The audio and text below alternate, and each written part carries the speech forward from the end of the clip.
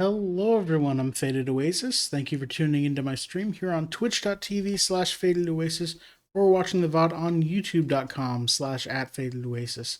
Today's Maker Monday, and I'm starting an hour early today because it's a holiday. I had the day off of work, and this this project looks a little bit more complicated. So I'm continuing on with my Hanafuda paper. Let me get music going first. I'm continuing on. There we are. With my Papercraft Hanafuda project, where I'm making one card. I'm making a Papercraft version of one card from every month.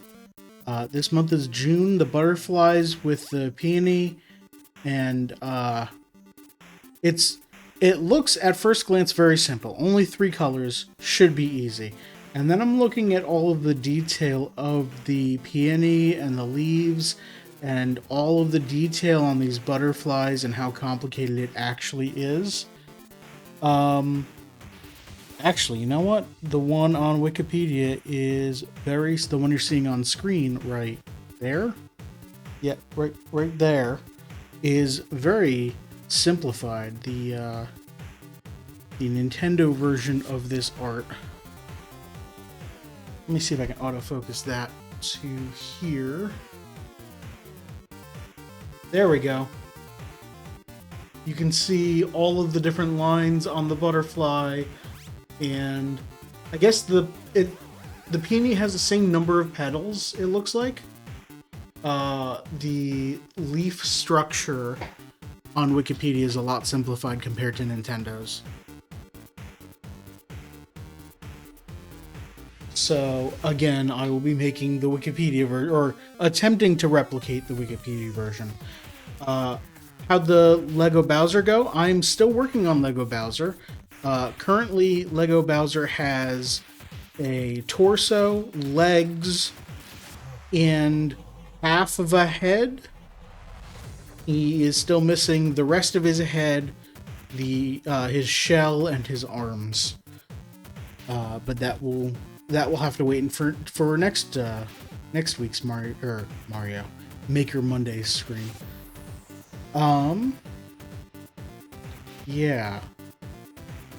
So I'm not exactly sure where to start. I should probably figure out what I want the size of the peony to be and start drawing out everything. This is going to be a lot of sketching out where I'm going to be putting all of these Sharpie lines everywhere. So I'm thinking this is already cut to the size it needs to be. I'm thinking the peony goes like here, like this big. No, because once I add the leaves on top of it, I don't have room for the... Well, I kind of almost have room for the butterflies, but then not the clouds above that. If you never build the Bowser head, you can say it's a version from Luigi's Mansion 1. I need to go back and play that, because I don't... Is that the final boss fight? Was Big Boo, like, haunting Bowser or something? Or Bowser's shell? The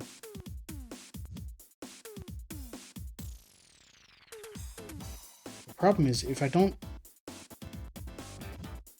It's 2/3 the width here, and if I make it 2/3 the width here, I run into the same problem that I've had... what can I use for size?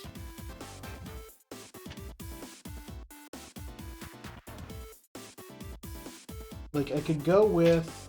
Okay, I've got a roll of electrical tape. If I do that for the size... I mean, that kind of seems like it's about... No, it looks small, because you got too much space on this side. Far too much space on this side. It should be, like, about to here. That's gonna be bad.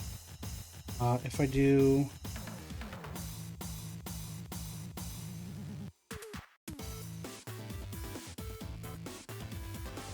Like, I'm running into the aspect ratio issue again, where the ratio of the height to width of a standard Hanafuda card, it's a lot taller than the art that the page that I'm using here. The one move you knock off of Bowser's head, therefore the build's very accurate. I guess that's true. Currently, Bowser has half of his head, so he has eyes and one piece of hair in the back. He doesn't have the mouth structure, the nose and mouth structure. So it looks very creepy, actually. I'll take a photo of it and use it for next week's going live stream. I guess this is maybe a little bit wider. No, because now it's too close to the bottom here. I need the space for the leaves down there. So if I go here...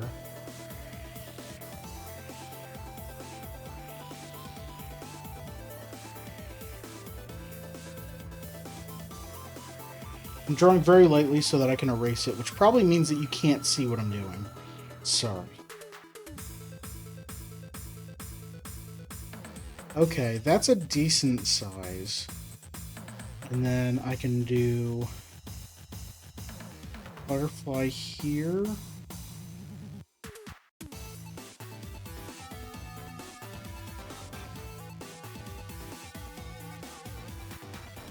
And butterfly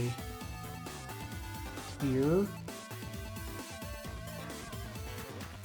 But I don't have, I'm running out of room for the clouds.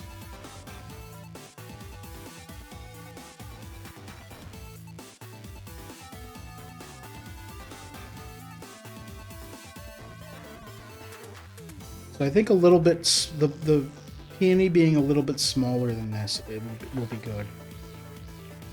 So let's figure out how large that is.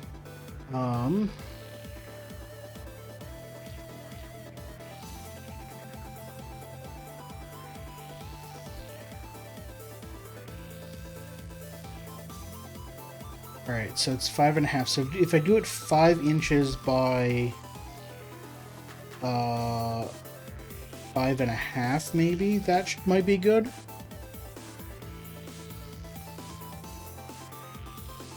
Fellow streamer is currently working on a Mario taxonomy video. It's currently on the mainline games, but only plans to do it all in the future. So many enemies. There are so many enemies in Mario games. I think Brian David Gilbert, who used to do he used to work at Polygon, and he did a video on like classifying all of Mario's enemies as if, or about classifying Bowser's army as if it was an actual army unit or army structure. So he would like have, you know, captains and majors and, you know, sergeants, and try and classify every single enemy as one of those. And in the process, he went over every enemy in every Mario game up until that point. And that was before Odyssey? No, that was after Odyssey. And it was a lot.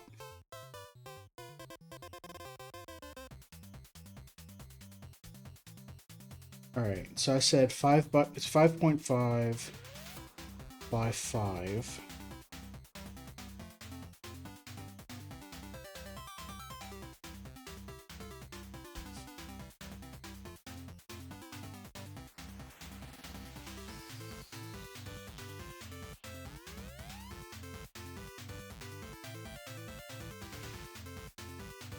So we're going to look at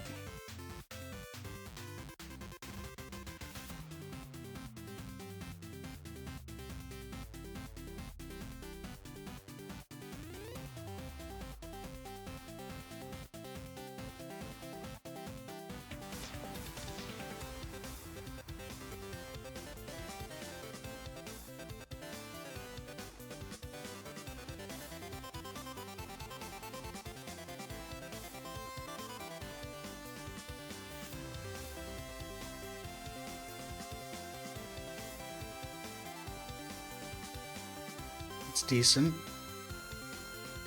Well, the taxonomy is based on real-life animal kingdom. Oh, jeez. So many branches, and the hardest part is determining how a species is classified. Okay. I mean, so Goombas are all fungus. And then you've got, just going over the basic enemies, you've got fungus, you've got turtles with wings and without, and with,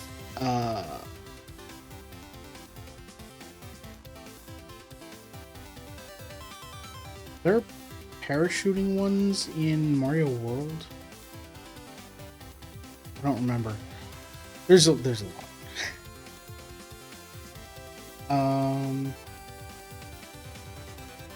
How do I even do this? I guess I just start drawing the petals on here.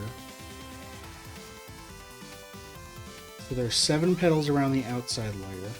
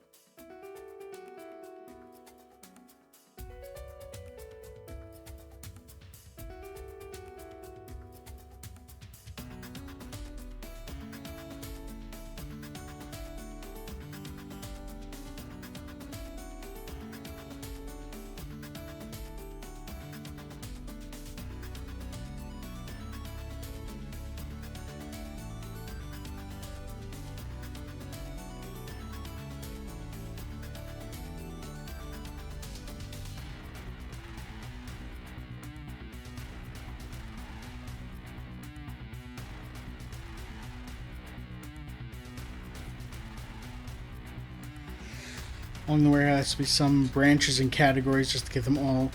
So Goombas are an animal species, not a plant.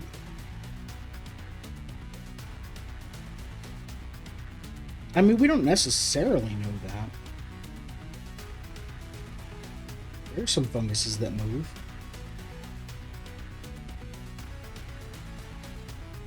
God, how are these petals even drawn? What?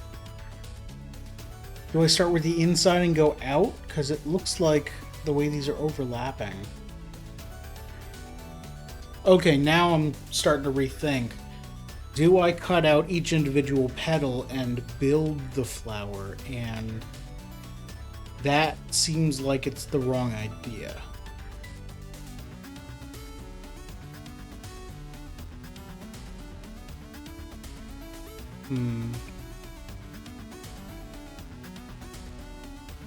Let's work my way in, I guess.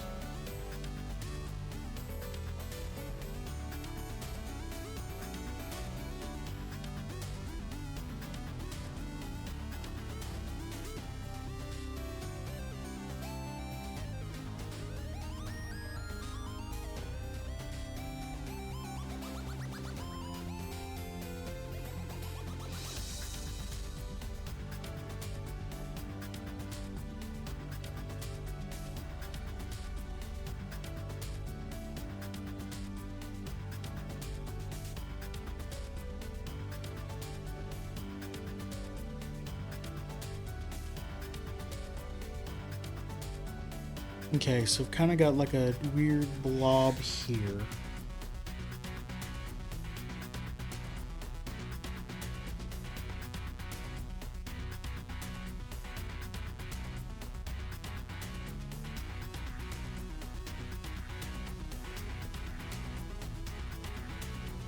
And then kind of like a triangular blob goes up, cuts in, comes down a bit.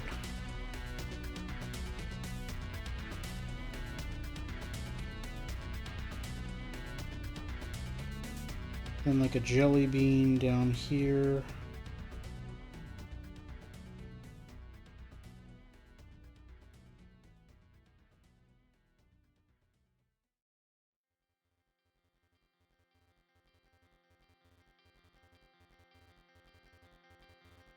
That's definitely not shaped like that. What am I doing?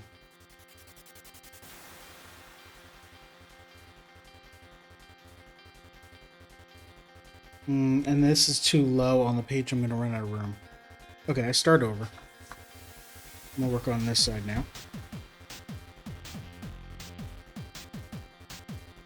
The ways categorize enemies if it's alive, if it's unique. So Goomba with a hat doesn't count.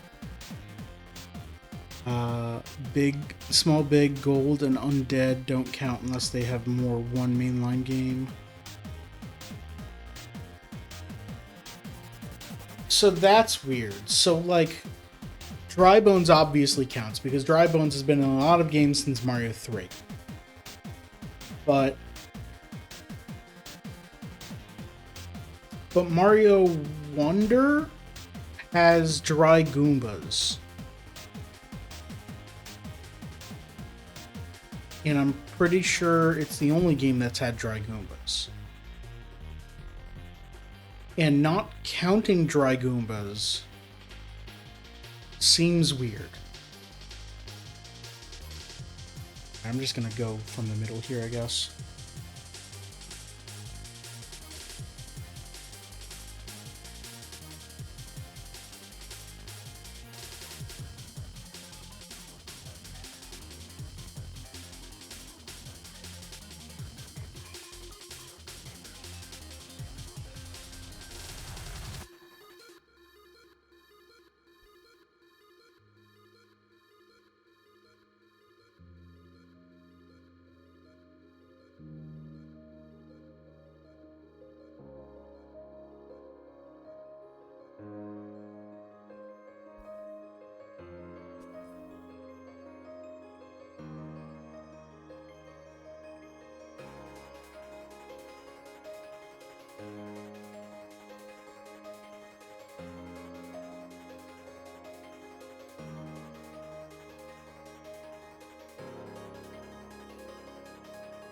I guess this could work.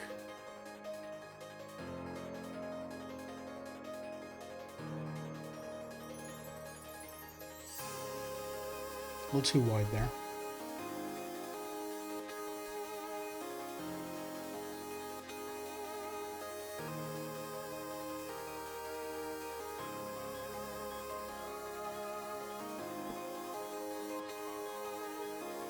Bone Goombas from Paper Mario?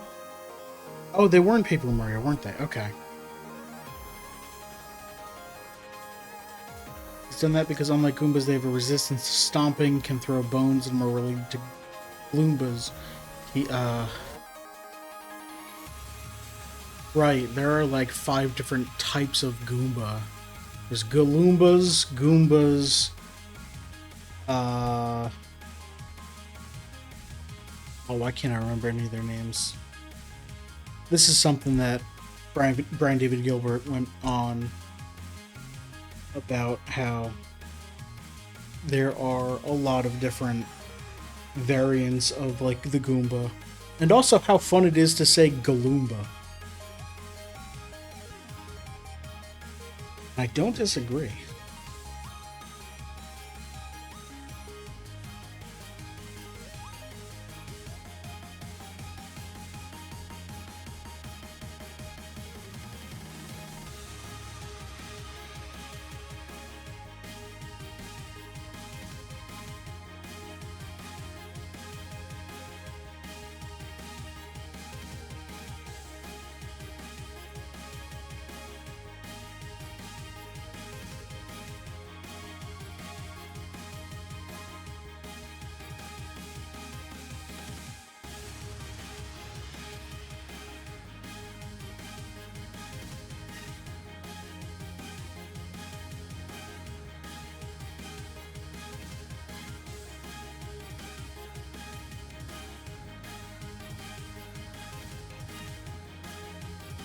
That needs to be a little bit closer there. I guess this needs to be brought over. Yeah, this needs to be brought over more.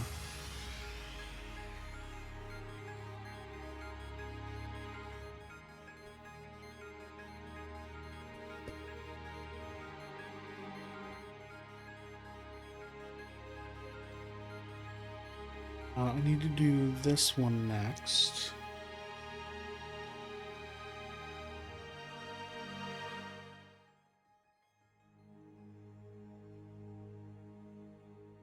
I guess I shouldn't be stressing out too much about their shape, considering like these are all supposed to be like natural, weird, complex, flowy shapes.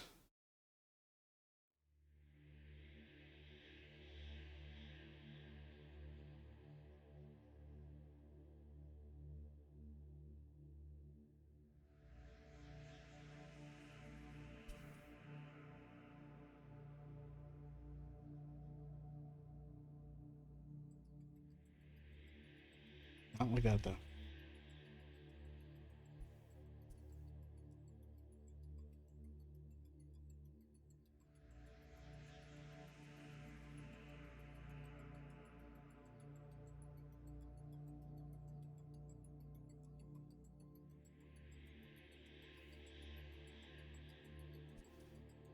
Goombrats, right.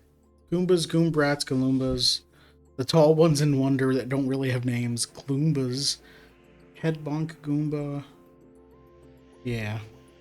So many Goombas. What have I done here? This seems too high compared to this one.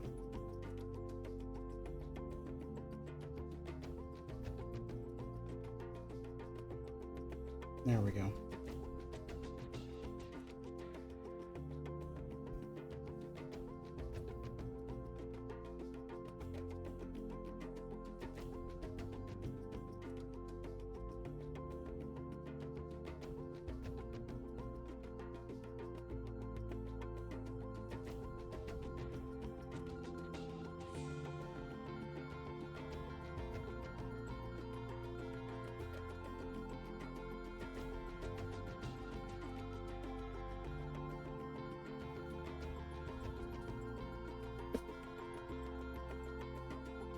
This is too big, isn't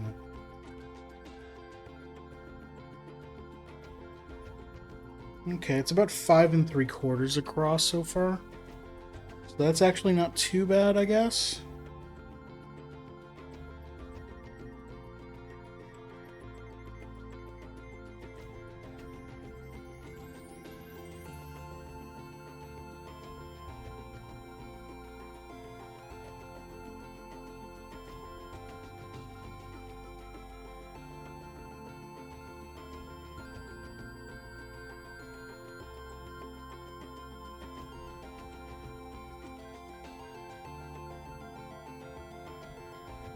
Getting these curves to look right is kind of hard, though.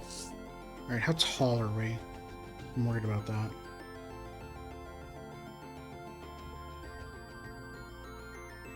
$5 that's what I wanted. Okay. I guess it just looks larger than that one did. Okay, let's cut this out. Lots of weird shapes. I'm gonna use a knife.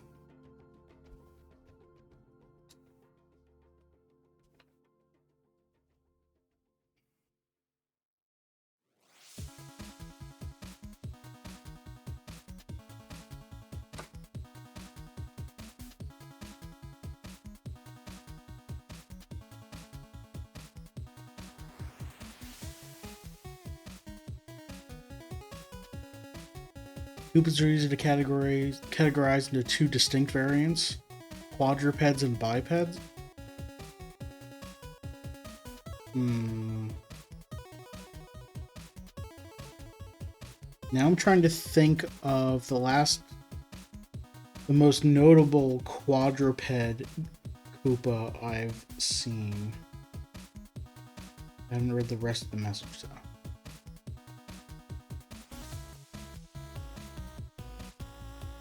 They've been both before 4 legs in Mario 1, 3, and Galaxy. Every iteration uses a 2-legged stance. Are you counting arms as legs? Because they have 2 legs, 2 arms. Oh no, you're right. In Mario 1, they're more like turtles. I'm thinking of like the new Super Mario standing upright.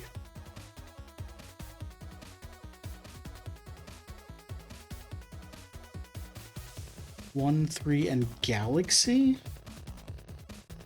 Okay, where are there Koopas in Galaxy?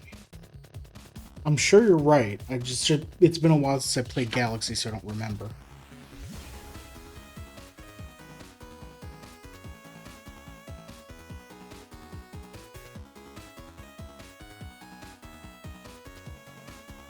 Fuzzy Beetles and Spinies are also Quadrivas? Yep.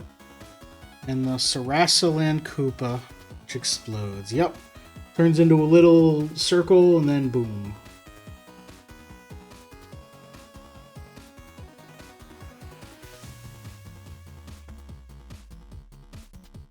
I should play Super Mario Land again.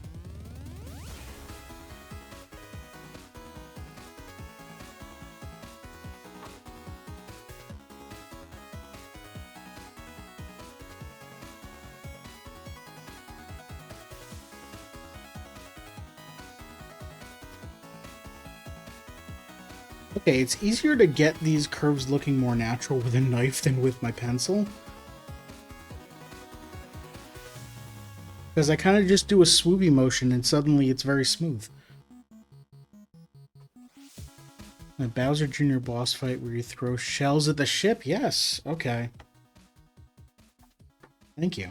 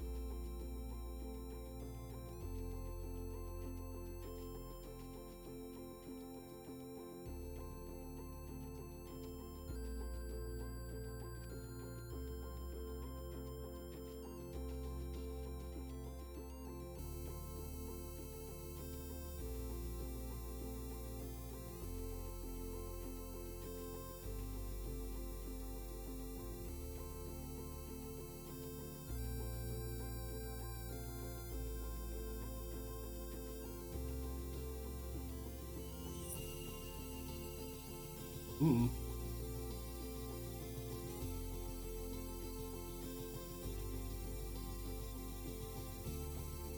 There we go.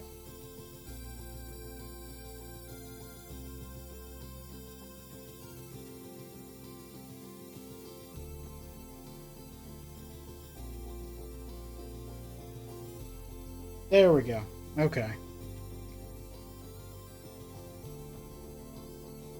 So, now we have our flower. And I'm going to erase some lines here.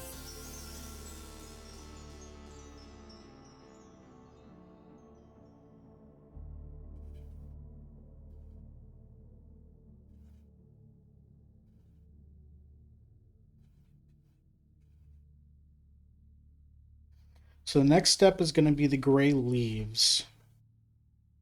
Because I'm going to want to figure those out to actually figure out how much space I have for the butterflies.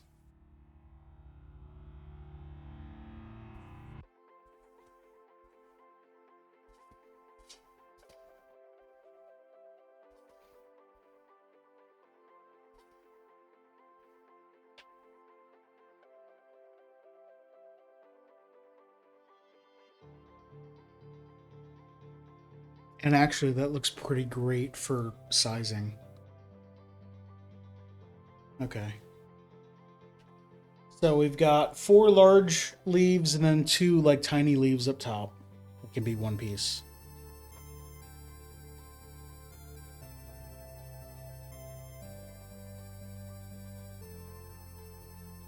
And I'm fine with these getting cut off on the bottom, I guess.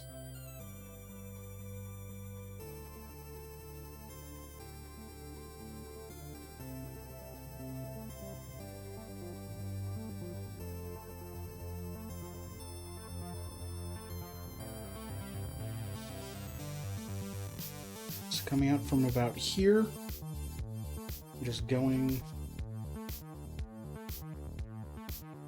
Let's use a new piece of gray.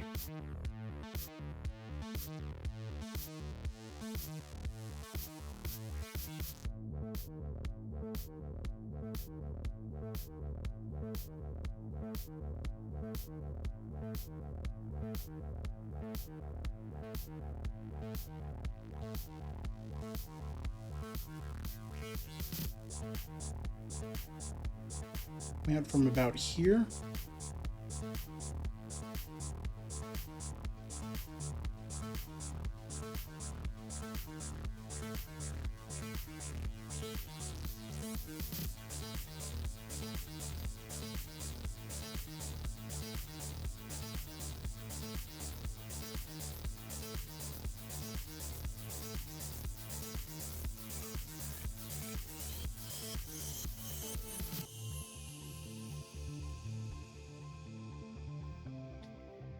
Thing is, Shy Guys are going to be hard to categorize.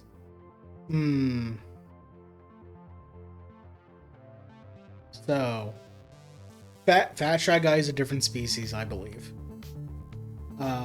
Shy Guy is weird considering it's an enemy that was made for Doki Doki Panic before that was reskinned in a Mario 2 USA. So it wasn't originally planned to be a Mario enemy. And then they ended that game. Spoilers for the ending of Mario 2 USA, I guess.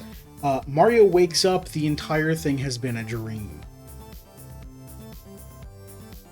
So the world from Mario 2 USA doesn't actually exist, except it kinda does, because then Shy Guys appear in other games. It's very weird.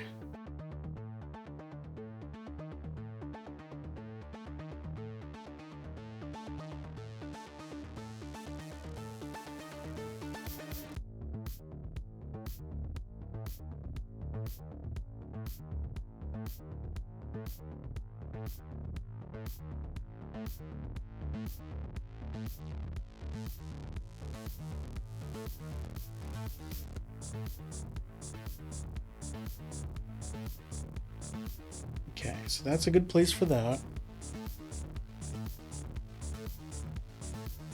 Actually, you know what? If I draw all of the leaves like this, I can just cut it out as one large piece, and then I don't have to worry about arranging them under the flower afterward. I'm gonna do that.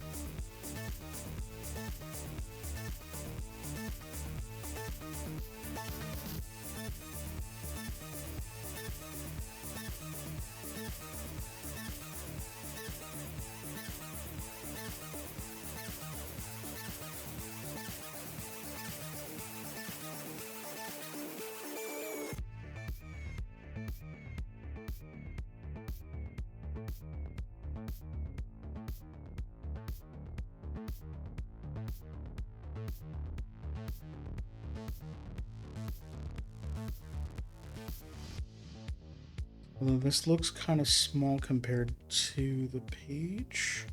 No, that's fine. Right, because the page ends here.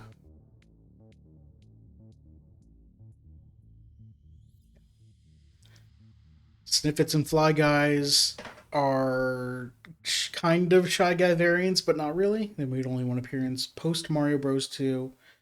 That's Mario 64. I feel like Sniffits have appeared in another game since. And the ones in Mario 64 flew. So those don't feel like the same enemy either.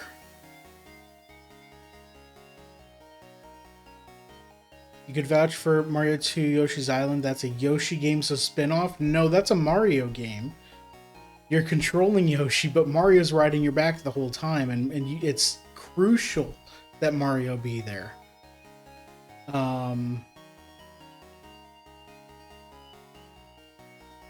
Although if you're trying to do a taxonomy of all the Mario enemies, throwing in Yoshi's Island as a game is a lot more work.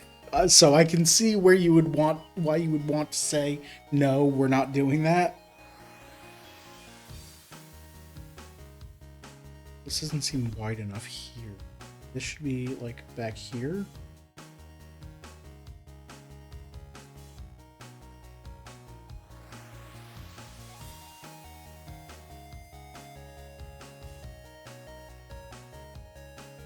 Because then you have to throw in all of the Yoshi's Island enemies that appeared once in the game in one level somewhere. And there are a lot of those.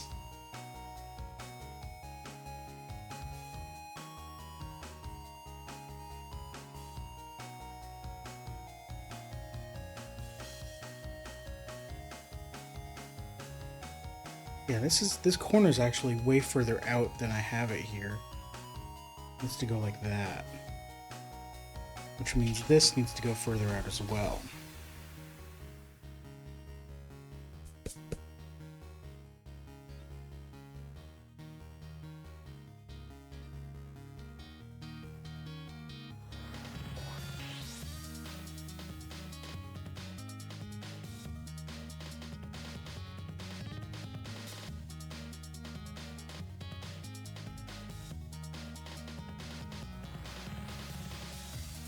That's too much of a curve. Go out to like here and then come back.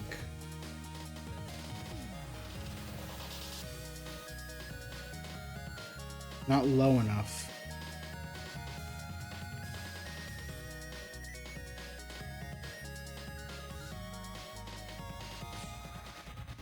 Yeah, that looks good. Okay.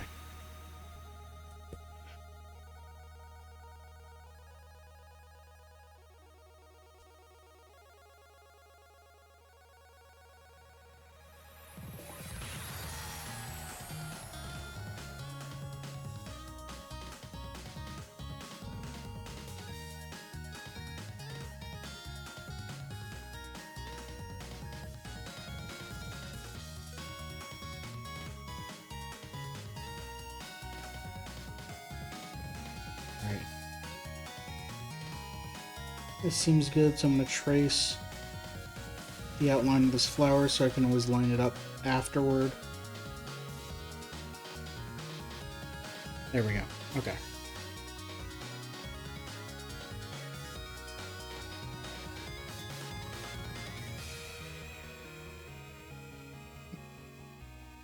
Spin-off all Yoshi games, Paper Mario, Mario Party, Hotel Mario, Luigi's Mansion, Captain Toad.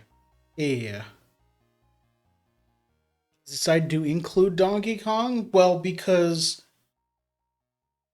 Mario Brothers is a spin-off of Donkey Kong.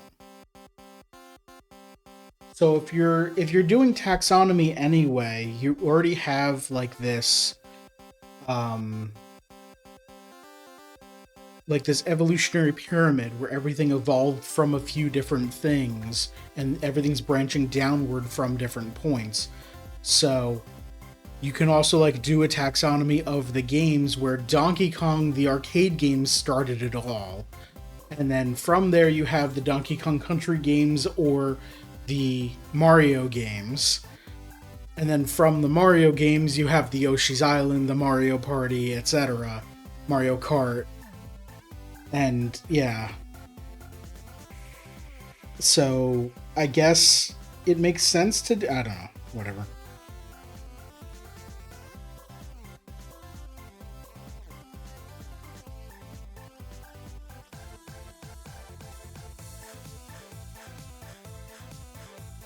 Okay, so this one starts here, and it's relatively flat.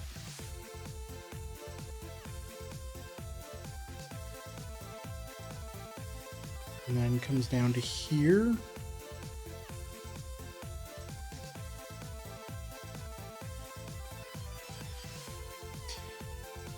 You know, there are some artists that work in more permanent mediums, like just drawing, free drawing in pen or marker or paint, And I don't know how I could ever do anything without an eraser. Oh my god.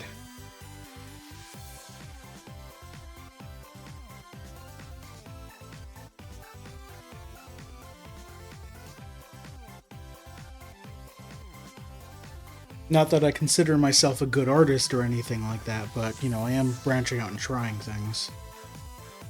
I am doing art here. I'm trying to do art here.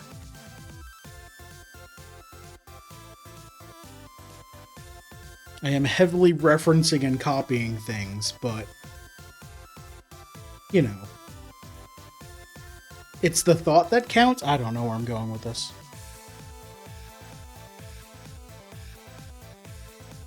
Oh, that's definitely the wrong angle. It needs to be like up here.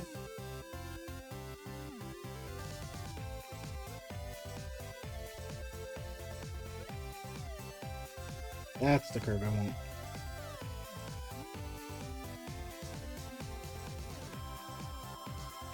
One big taxonomy tree is splitting up into segments on the tree. Well, the mainline games, then adding the extra games afterwards. So, Donkey Kong the arcade game has those alligator enemies that don't show up in any Mario game ever.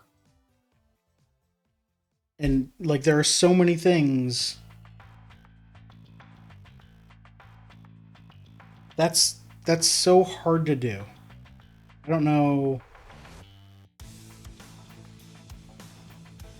This should be down here. Try and curve it a little more so that when I loop back, it looks more natural. Yeah.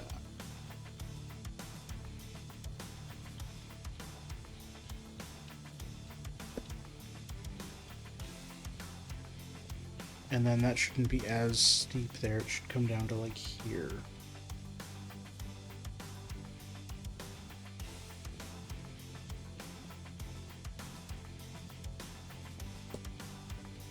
There we go.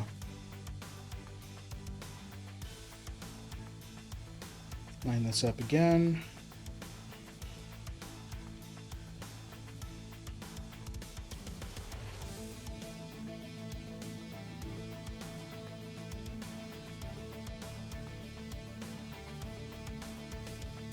All right. Question for you, Destiny. Your favorite non-boss enemy across, let's say, the entire Mario series. Who's your favorite?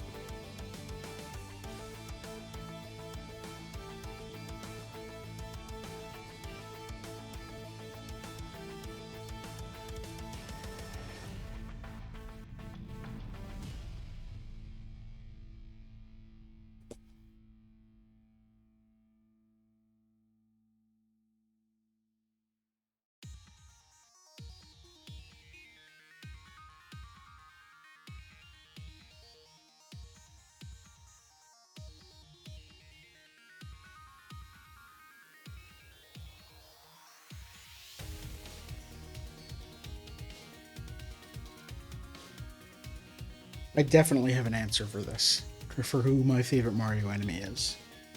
I'm curious about yours. Let's go to here. And then it goes down to here.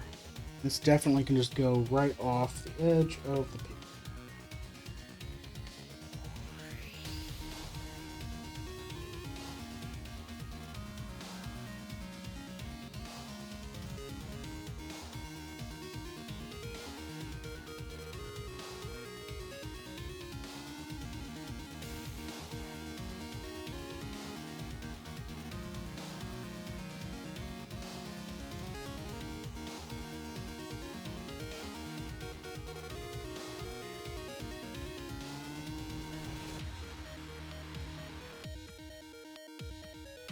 There's too many to recall? Absolutely.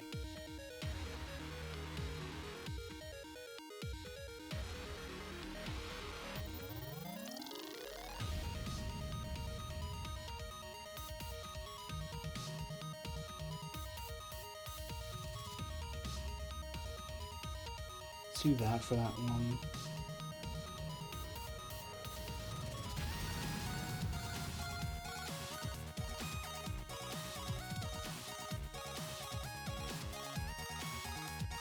Mine might be colored by my opinion might be colored by me liking the Yoshi's Island game. I can say games, sure. The Yoshi's Island games too much or a lot.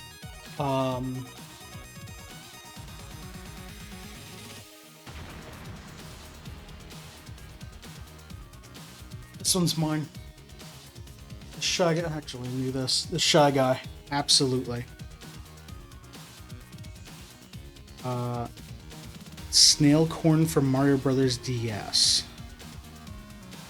Or the Buzzy Beetles because they're very small and you like their color. Those are both. Actually, let me look up what a snail corn is. Look over here.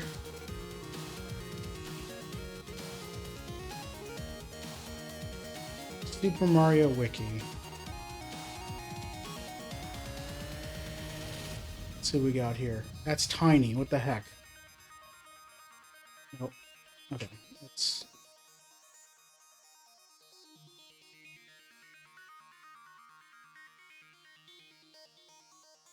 Okay, just a little snail with two legs.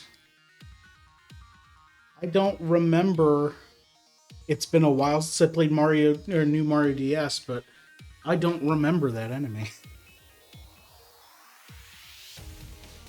Kind of cute though.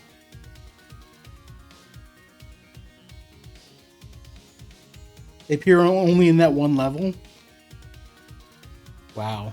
Okay, that's why I don't remember them, because it's been.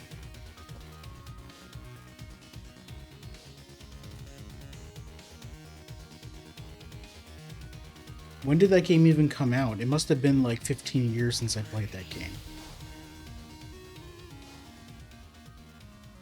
2024. I remember playing it there, so that would have been like 2010?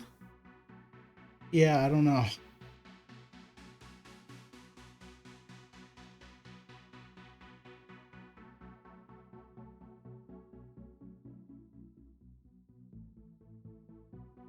Mine's definitely Shy Guy.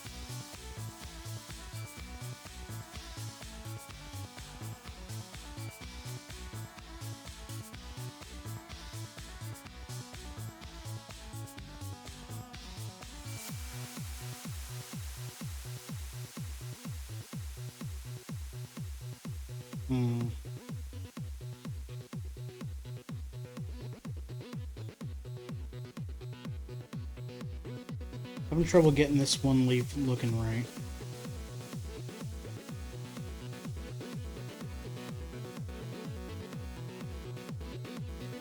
Not pointy enough.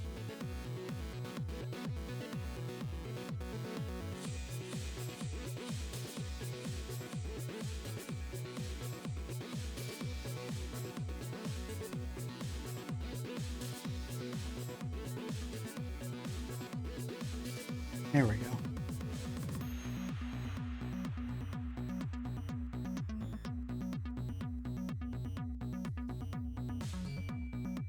New Sub DS introduced so many enemies.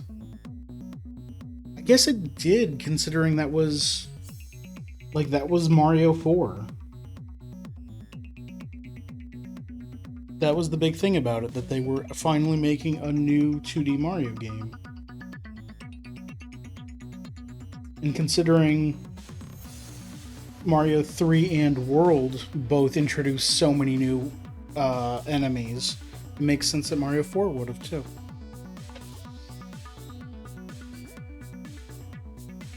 Alright.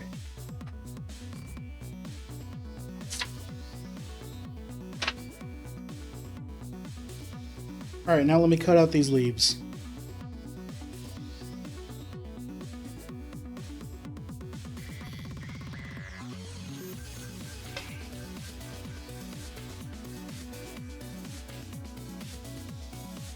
Alright, so I'm going to leave these as one big piece.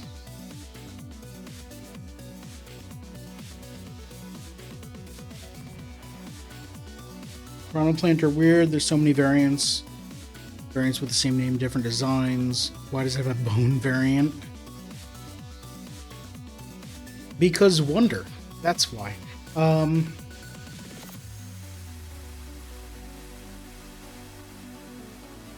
Yeah, piranha plants are... I mean, like, it's just showing that one enemy is capable of doing many things. This one shoots fireballs.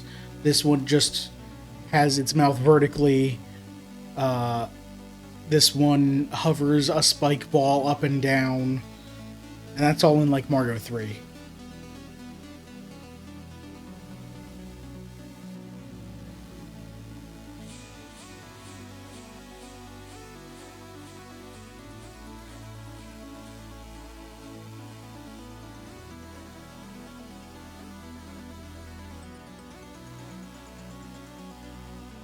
I should trace the outline of the whole thing so I know when I'm cutting it in the right places.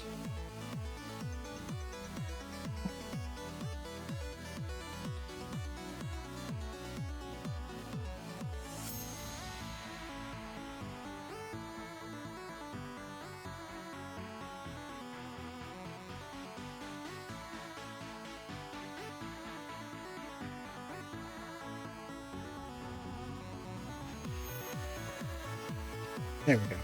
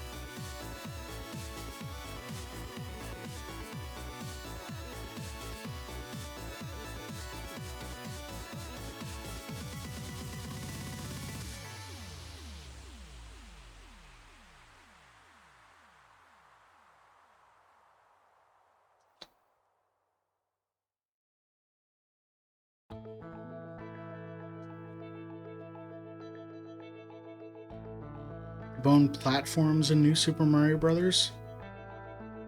It was very similar to the dragon eels in the water stages. Perhaps it died after Bowser turned the water around to lava.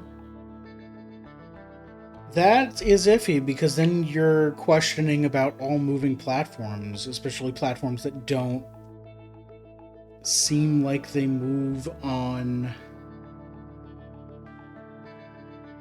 a set pattern.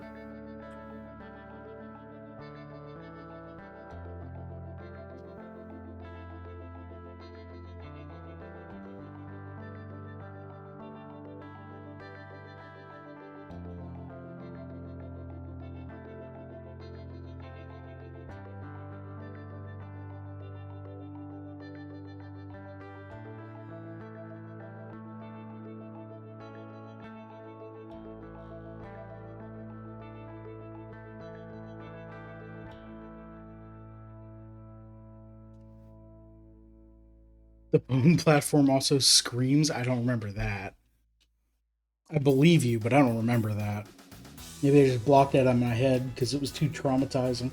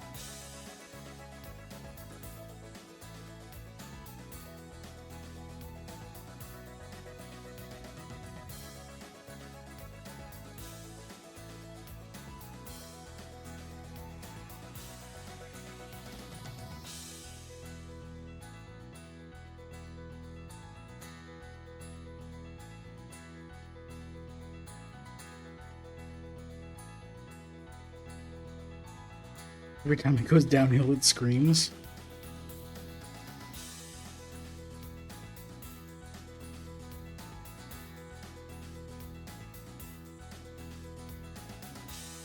Okay, so screaming does not necessarily mean it's alive because there are toy plastic airplanes that you can throw that have actually, you know what, Nerf used to make footballs that had screamers in them. I don't remember if they still do, where it's a hole that passes through an area in the football that makes a whistling noise. So technically, that Nerf football screams every time it's thrown. That doesn't mean it's alive. So maybe when it's going down, maybe when the bone bridge or bone platform is going downhill and it's screaming, maybe that's just because it's going faster and there's air passing through. I don't know.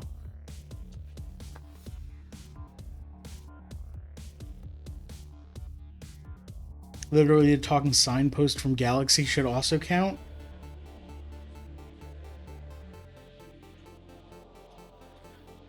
Okay, so now I'm thinking about Mario 64. You enter Bob-omb Battlefield, you go and you talk to the pink Bob-omb, and it talks at you. Of course it does. But then you go over to the sign and you read the sign and the exact same text box pops up. Are you reading the sign or is the sign talking to you?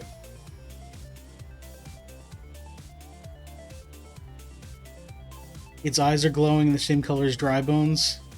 Yeah, well,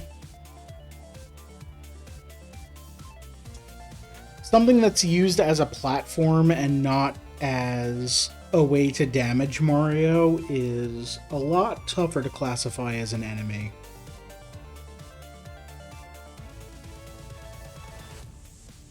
Like, not even talking alive or not alive.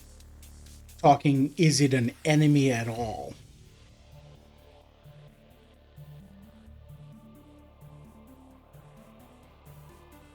It's like, it's just a platform that moves when Mario steps on it, but so is a donut block. It doesn't mean that a donut block is alive.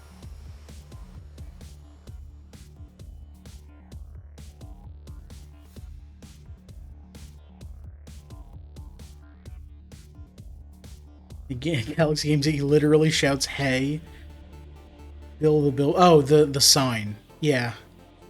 Not talking about the Mario 64 signs. I'm just coming up with bad arguments about, well, the dialogue box is the same, therefore is it talking?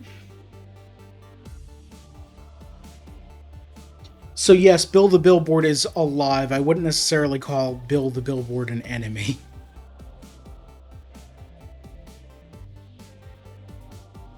So then, is that other streamer doing taxonomy of all the enemies or all of the creatures?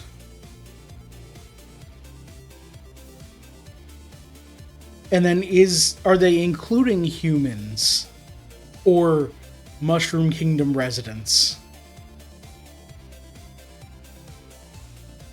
He's an enemy for forcing me to use motion controls. That's good. Okay, so Bill's your enemy. Is he Mario's enemy?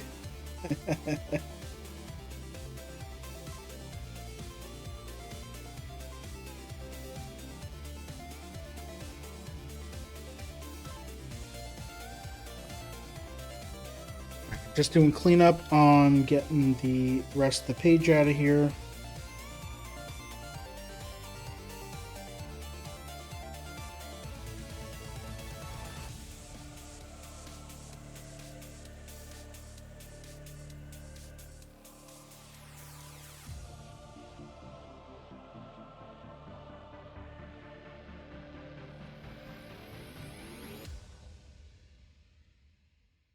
I think that's it. Yeah, that's it.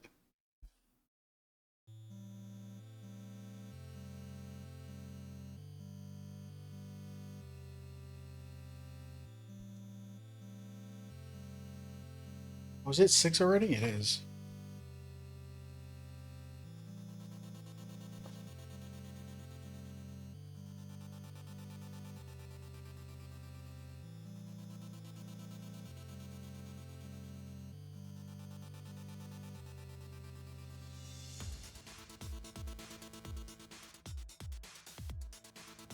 That's basically perfect. Yeah, that leaves me enough room for the butterflies and the clouds up top. I love that. Okay, great. So, poison mushrooms count. We have Mario Maker to thank for that, and Super Paper Mario. But you said they weren't including Super Paper Mario. Poison mushrooms weren't an enemy they were a pickup in Mario 2 Japan. Huh. That's a that's a weird argument. If you're not including if you're not including any of the Paper Mario games just for taxonomy reasons, then I don't think you can include reasoning based off of those games. Because what if the poison mushroom was not sentient until those games?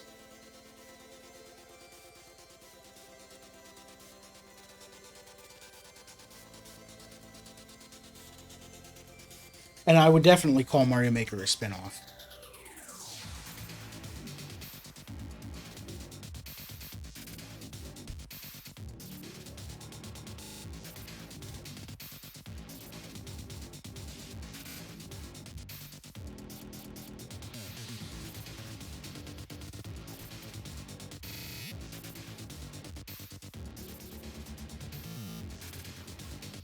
Calling Mario Maker a mainline game is very weird.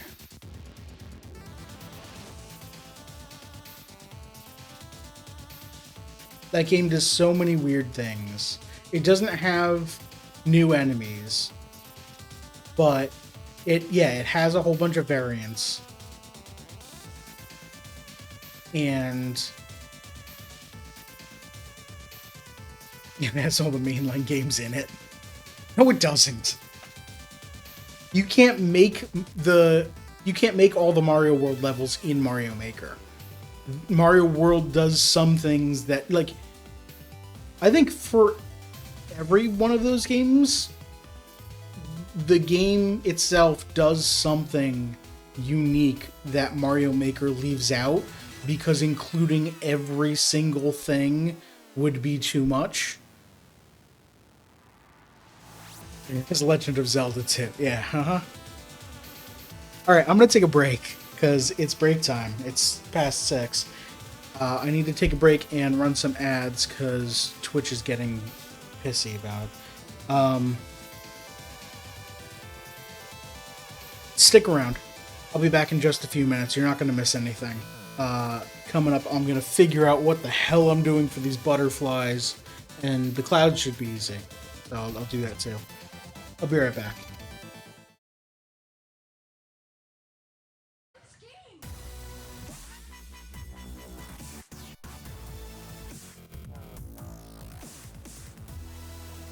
Alright, I'm back. I realized I should glue this down. Oh, I missed cutting out a piece too. I should glue this down. Let me cut this first.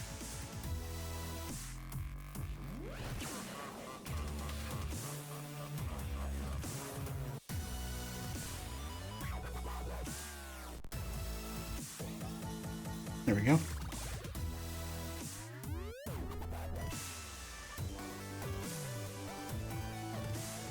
All right.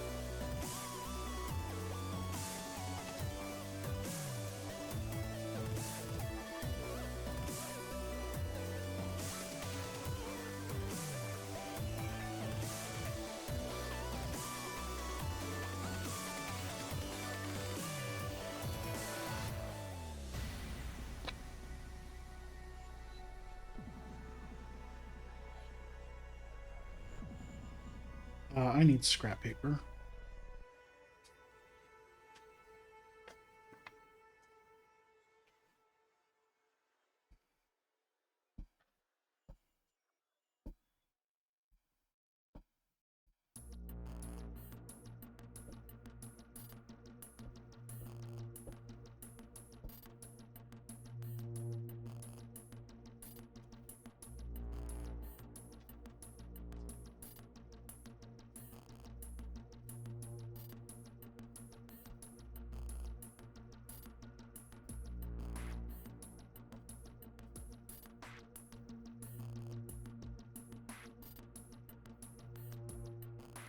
quickly before it starts drying, which it probably already has.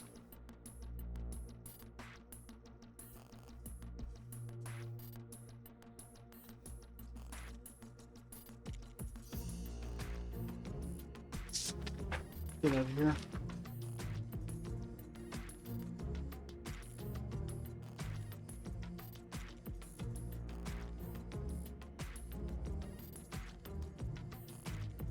That's not good.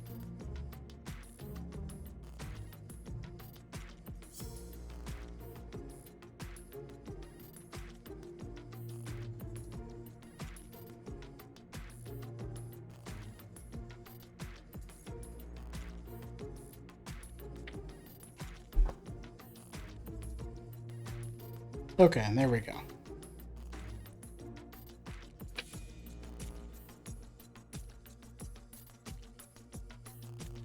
Pretty good.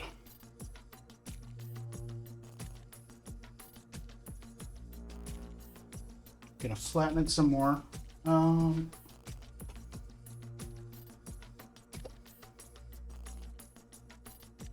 Another thing with the paper mache enemies from Origami King, I haven't actually went back and played that.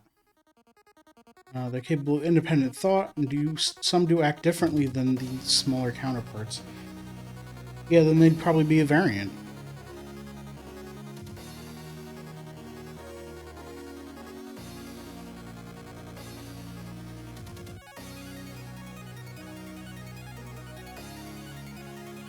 Okay, so when I was applying the glue, this leaf came up, and accidentally got glue on the wrong side of it, so this is a little sticky, but we'll manage.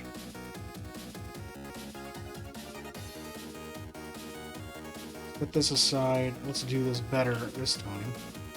Got a new piece of scrap paper.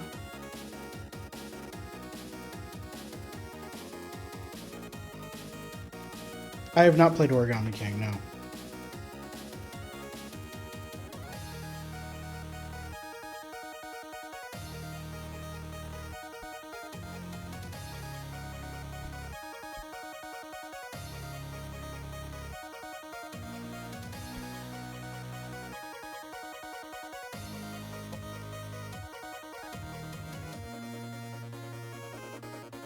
Oh, I see what happened. Okay.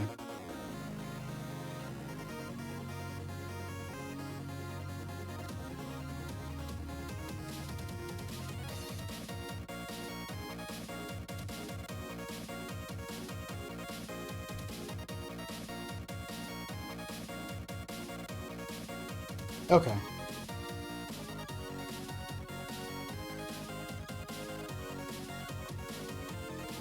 Let's let this glue dry. And figure out the butterflies. So, the butterflies have the two colors, yellow and red.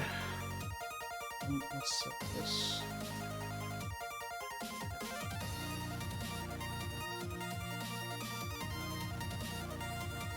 I love how Shy Guys are the face of Paper Mario. They're just that cool, yeah.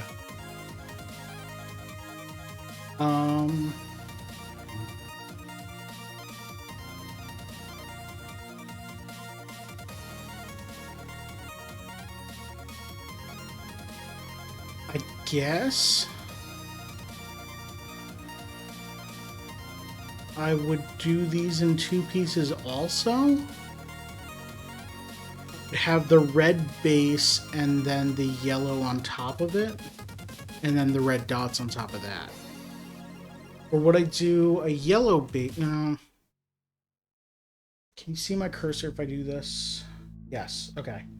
So I'm going to make this bigger and crop it down so you can see what I'm talking about. Oh, do that.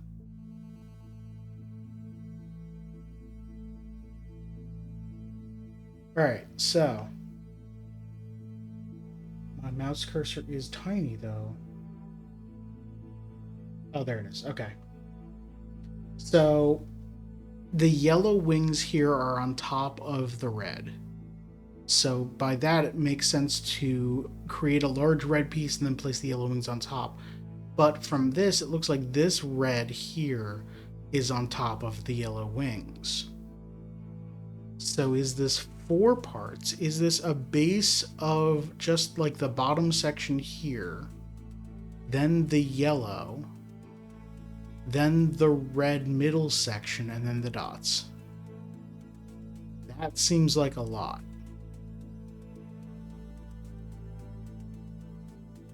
I feel like a Kirby taxonomy would be easier because you can go, hey, look, a fish. Hey, look, a dog. Hey, look, a mushroom. Hey, look, a world-devouring demon. I don't know. Yeah, it's... I don't know. There are a few weird Kirby enemies. Like, you have the normal Waddle Dees with 2 eyes, and then you have Waddle Doos, which are 1 giant eye, but otherwise the same enemy. And also can sometimes shoot electricity.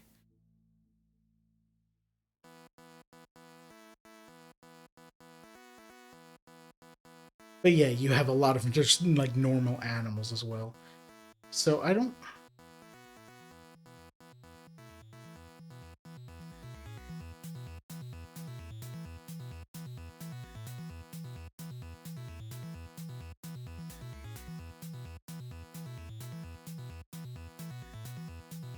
I guess I'd do the yellow above the red. I cut out the whole red for the butterfly. And then the yellow wings, and then red dots on top.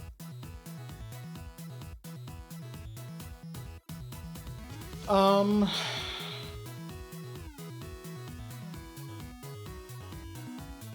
they symmetrical? Wait a minute. Hold on.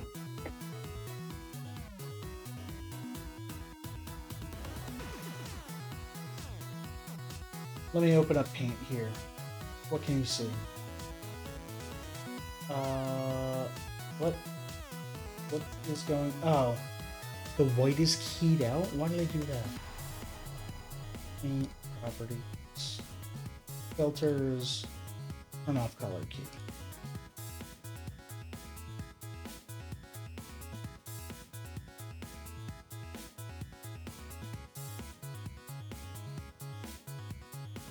Let me move... Oh, don't do that. Move it out of the way. I want to grab a screenshot of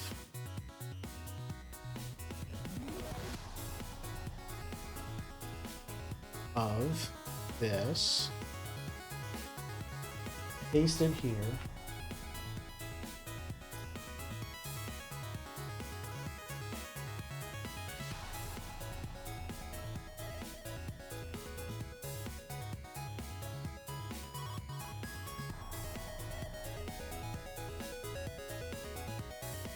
They're perfectly symmetrical.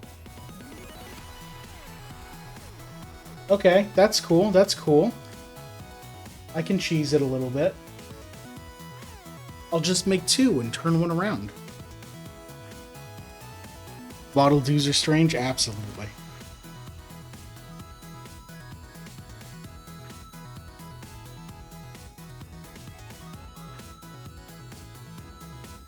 Kirby 64 Waddle Dee gets corrupted and turns into a Waddle Doo. Yep. Does that imply that's how every Waddle Doo is made? I don't know. Kirby games are weird. I don't know that you can apply any logic at all whatsoever.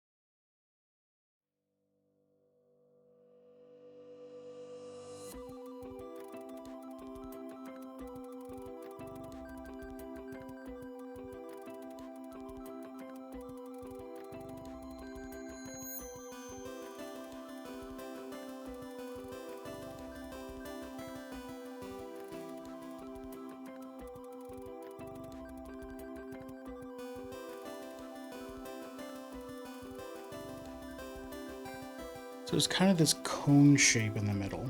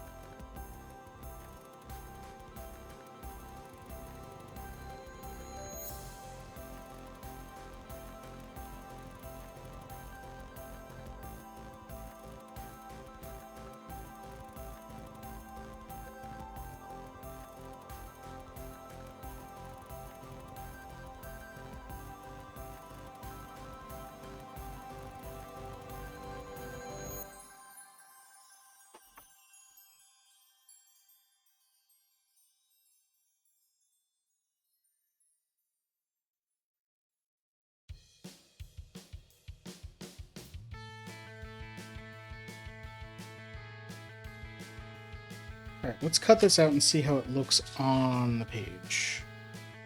Actually, I can tell right now it's too tall. I need to squish it down.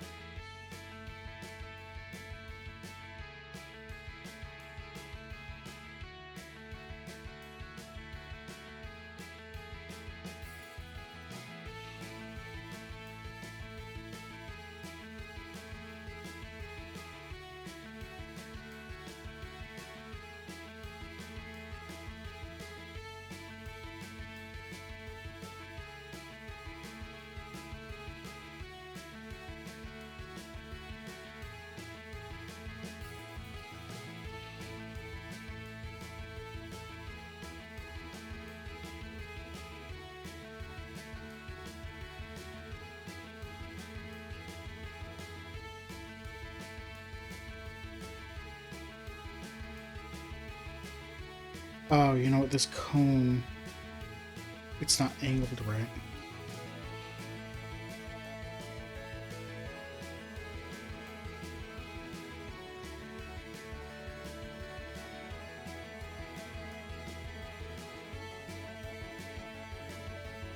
Super Paper Mario alone is one game that has a stupid amount of enemies that are unique for no reason.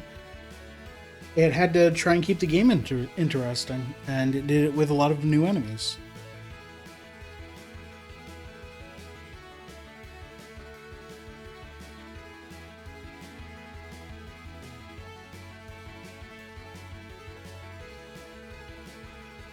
And actually, now that I think about it, all the Paper Mario games have had... Well, the 3 Paper Mario games that I've played have had new enemies. Like, a lot of them. Thousand Year Door had a lot of unique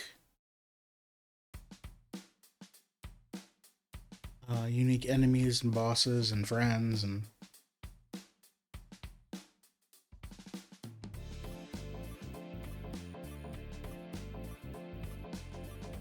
God, how do we... Okay. You know what, maybe I can save this one if I do... No, because what I need to do is, like, take the whole thing and, like, stretch it downward. Let's start with the shape of the cone in the middle, I guess.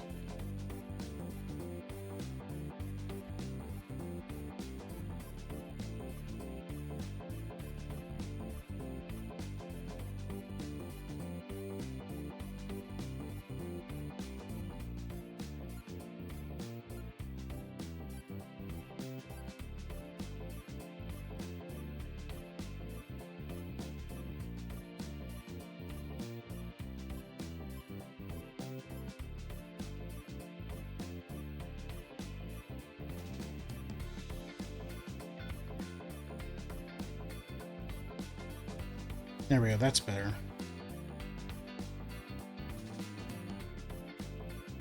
Okay, and then you have the red sections.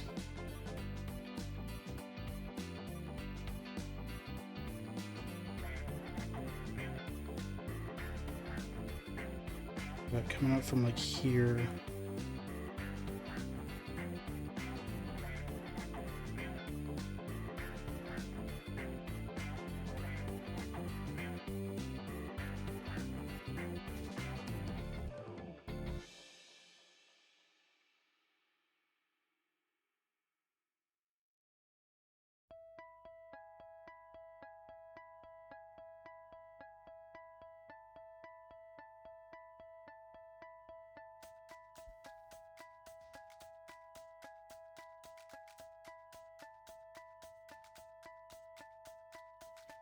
And every enemy has a dark variant for the Pit of 100 Trials. Yeah, okay. Forgot about that stuff. But yeah, definitely.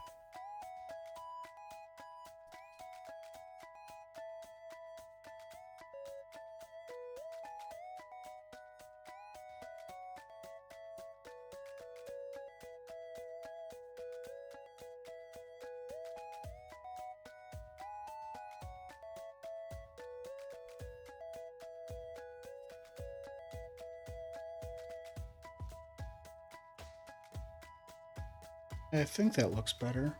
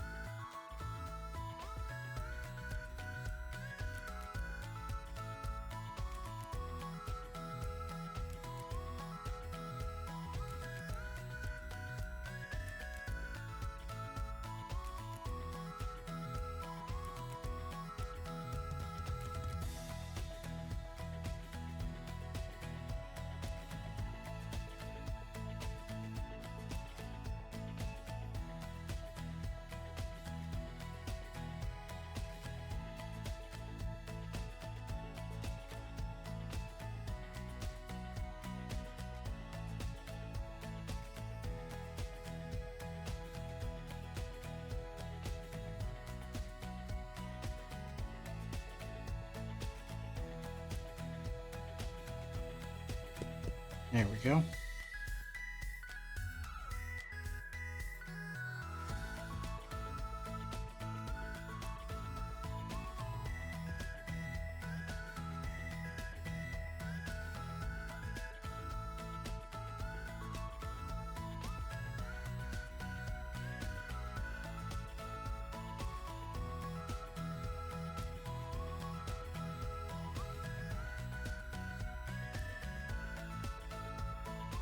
Super Paper Mario was really good. It was pretty good. It definitely wasn't what I was expecting from a Paper Mario game, so I didn't like it as much as I should have at the time. But I played it a few years after and was like, yeah, that's actually a decent game. I like how they pushed Mario to the side and focused more heavy story. So Thousand Year Door did that too. Made the ending so much more impactful. Final theme called Memory and how it recites the story bit by bit each chapter. Yeah.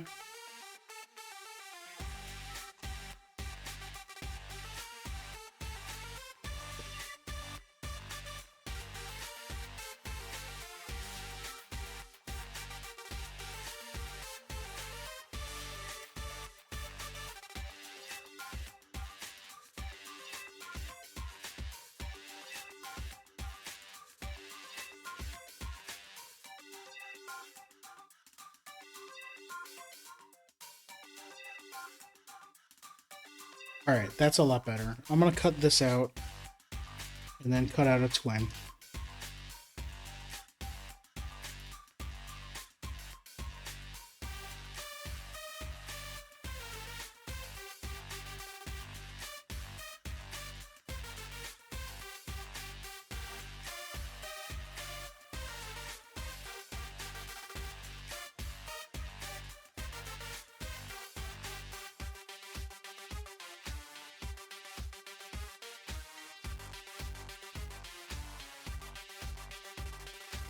Um,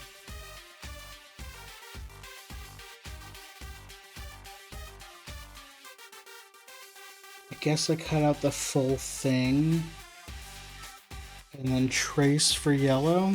Yeah. And then I'll trim it down later when I'm gluing stuff together.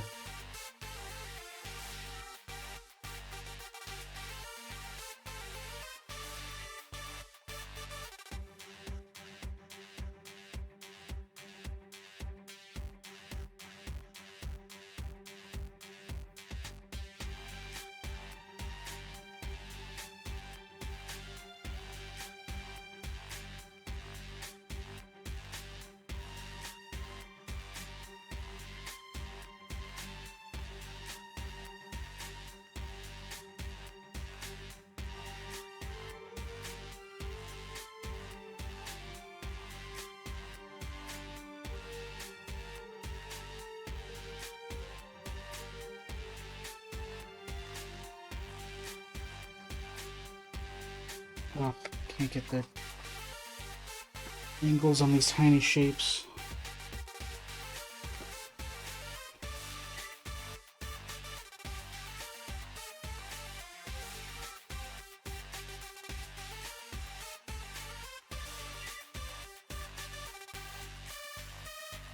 There we go. Just gotta take my time.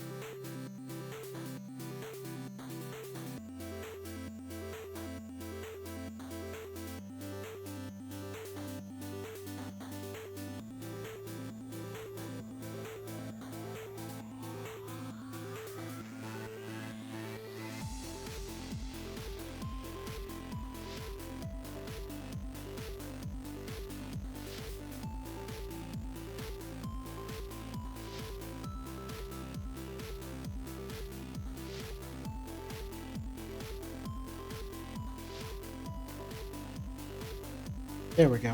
Okay. Just get the corners that are stuck.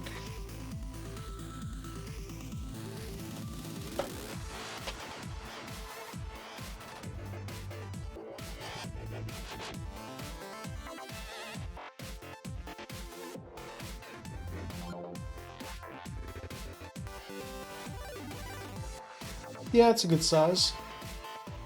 And then the opposite would be down here.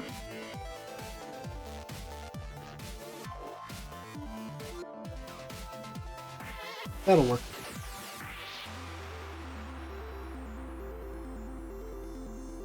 Okay, so...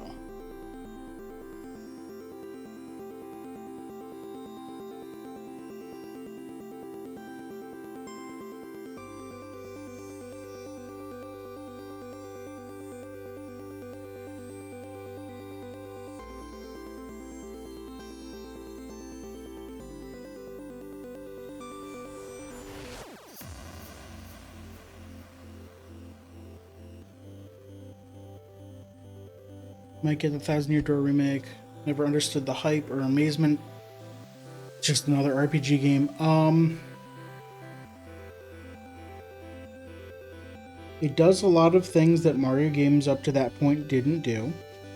It has a lot of unique ally characters, and they all have their own stories with them. It plays really, really well. But, you know, it's an RPG.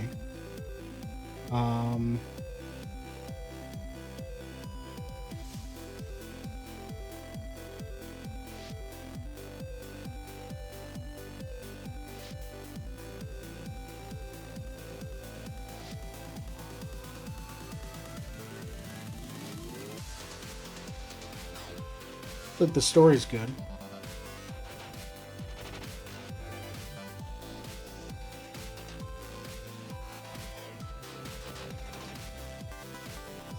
It's definitely worth playing if you've never played it before, I'll tell you that. I'm probably going to wait to pick it up because I did play it a year or two ago, probably. I started to play through it. And then, like all long games, I got bored of it and stopped. But that's to be expected from me.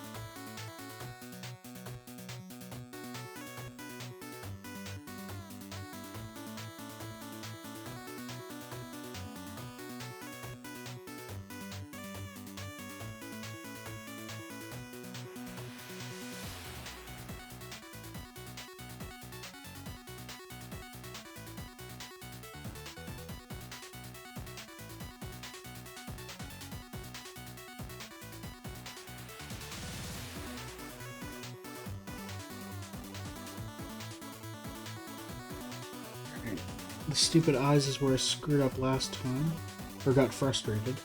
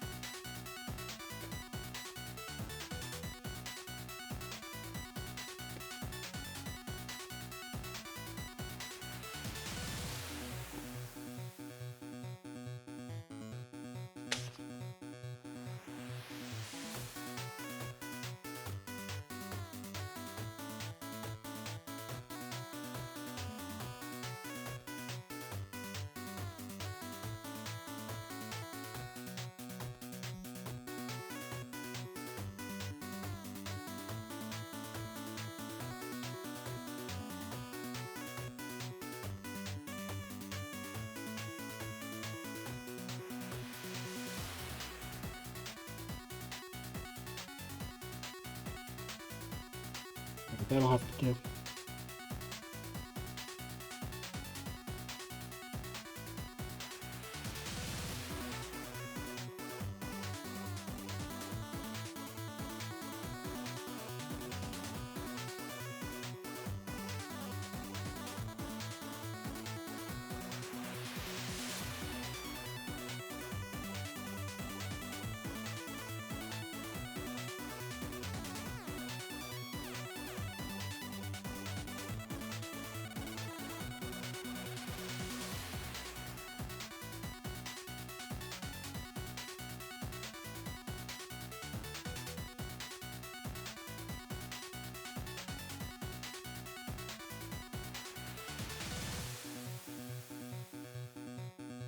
Yeah, there have been a few games that have missed the mark on making your companion likable. And that could really make or break a game.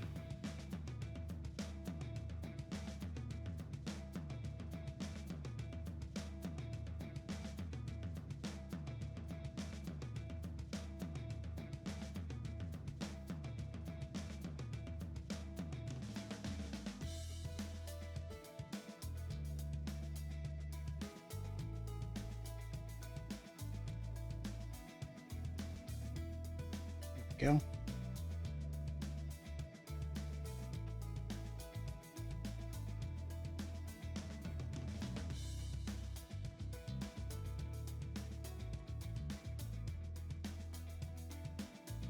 Alright, 2 identical butterflies. Now I need yellow. I need to start tracing out the wings.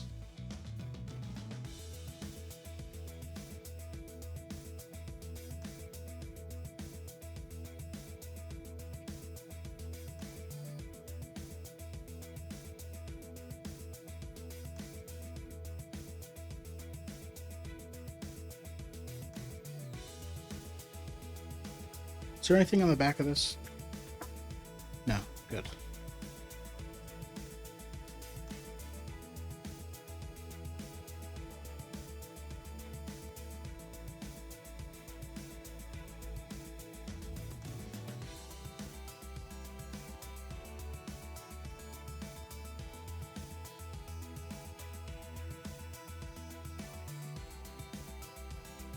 Okay, and then it needs to get to there.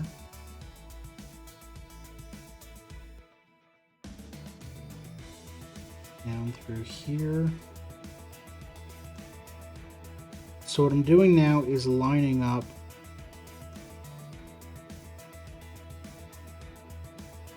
basically my stencil with the edge, with what I've already drawn, and then marking out points along the curve.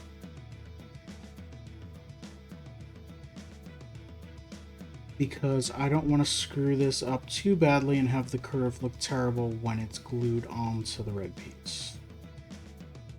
Okay.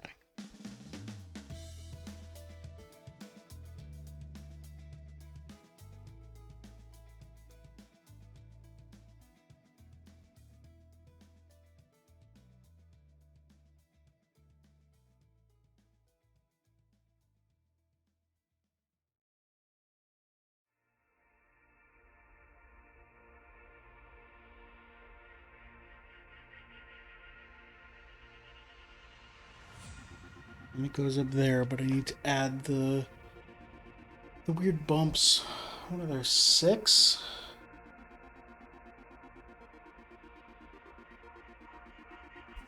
I'll do this way, so I can see what I'm doing. So that's that side.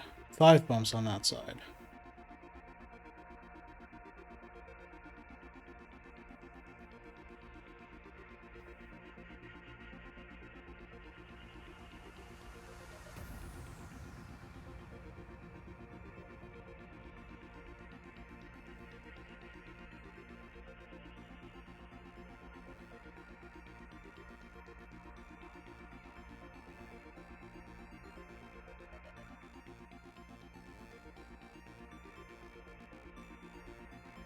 That'll work.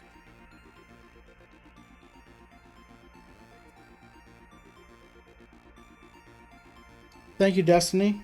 Thanks for sticking around and chatting. Good conversation. Yeah, have a good night.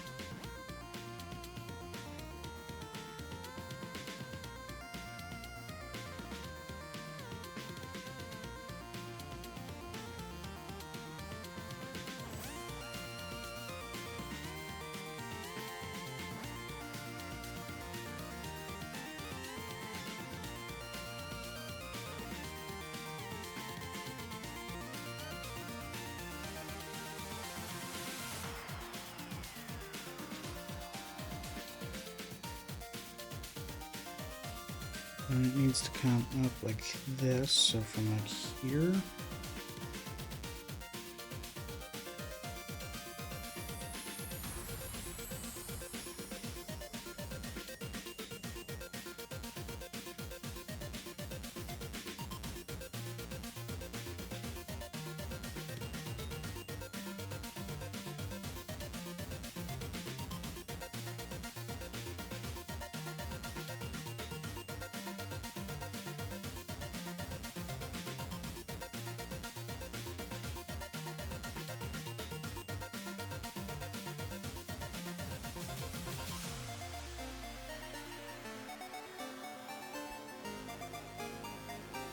Okay, and this is more like 6 separate bumps.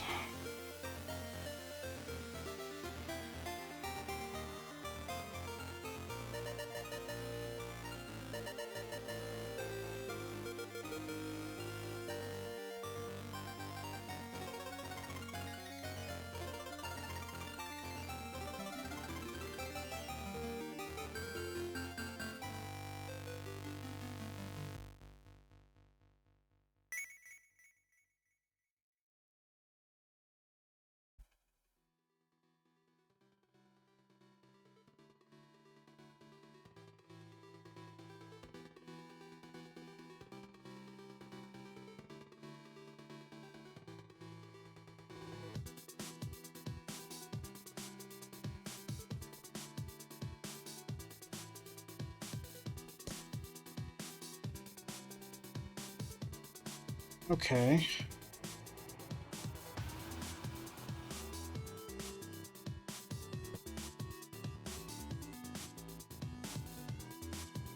And I need 2 of each of these. So I'll do the same thing where I'll cut these out and then use them as a template.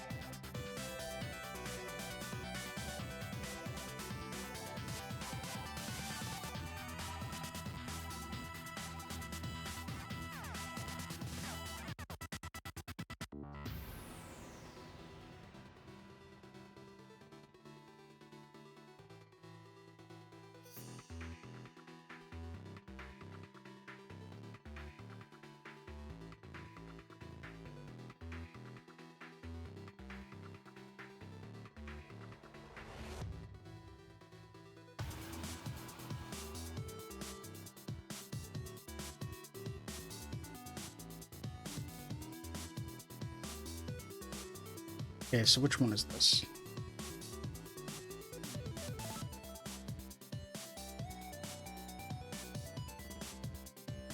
Looks pretty good.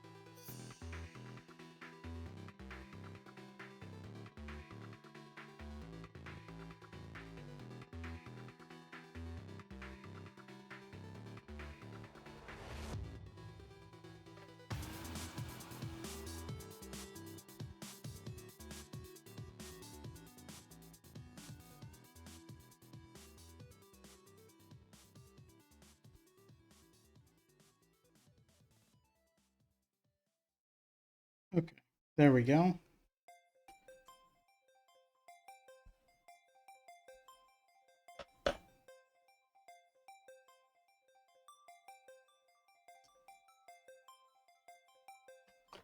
How's that?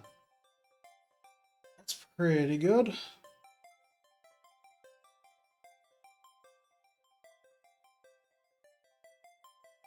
Yeah, I think that'll work well. Alright, now I just need to trace them and cut them out again.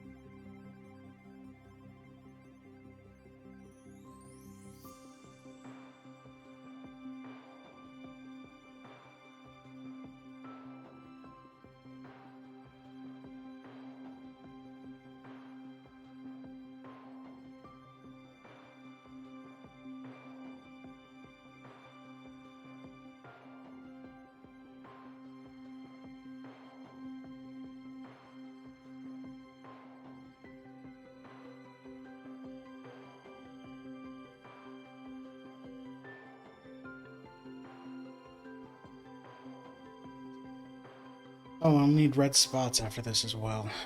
Okay.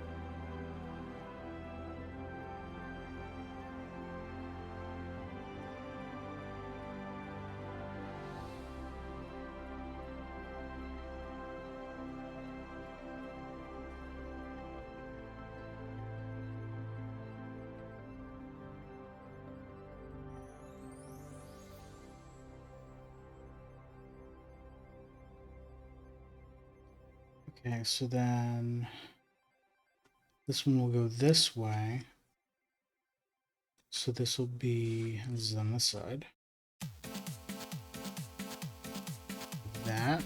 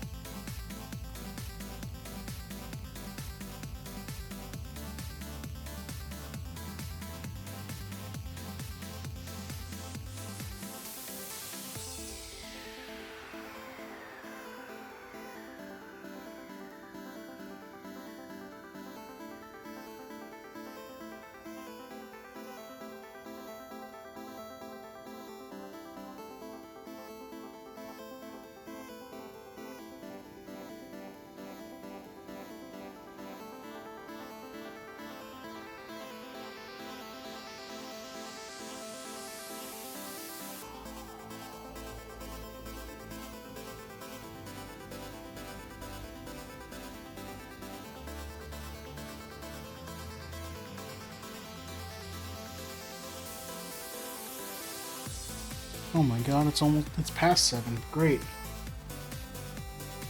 I did not realize how complicated this one would be. Planned to start at 5. I'm like, yeah, I'll give myself an extra hour. That'll be fine, right?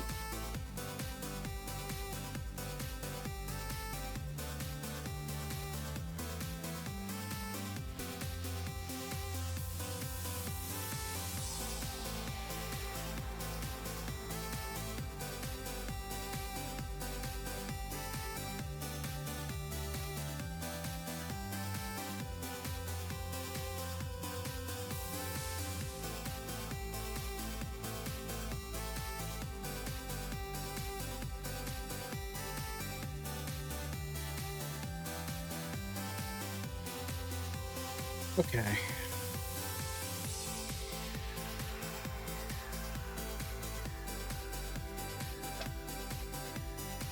Actually, you know what? If I use the back of this, I won't have to erase the lines. I can just do this.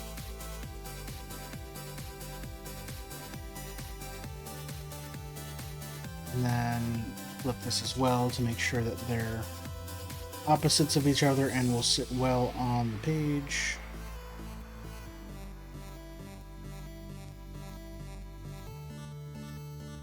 And you know, if I glue these down right now, and then later glue them to the page, that might be a lot better. Let's do that. Let's not use those.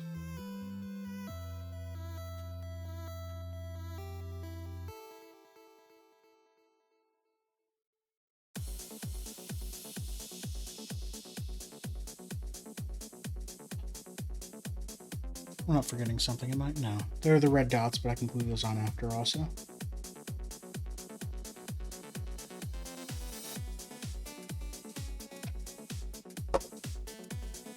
Sorry about the noise. I don't know if that mic picked that up.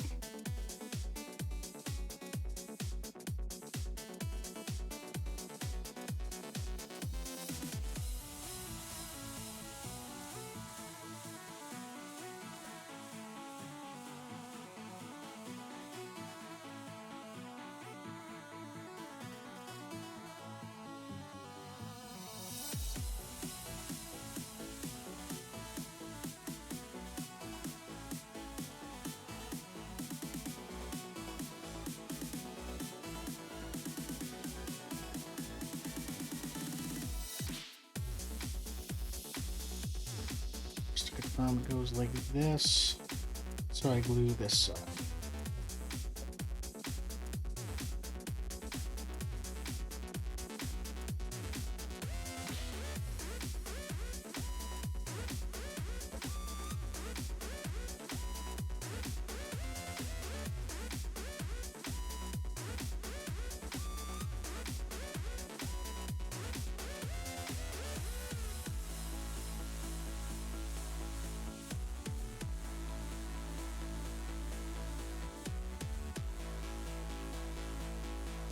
That works.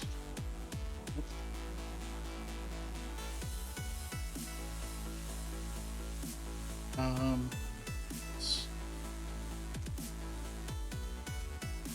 accidentally squeezed a little bit of the glue out onto the red. And I don't want to smudge it around, so I'm kind of scooping it up with a piece of scrap paper. There we go. Not perfect, but...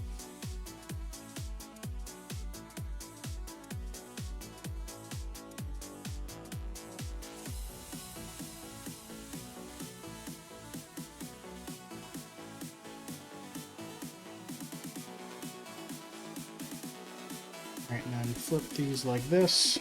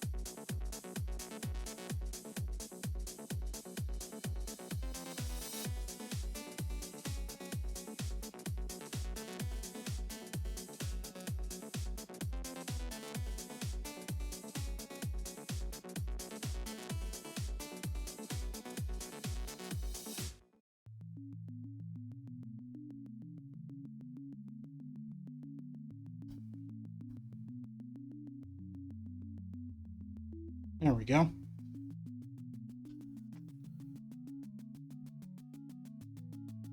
Pretty good. So then the sky, the clouds, and the red dots. And then I can try putting lines on here. Erase.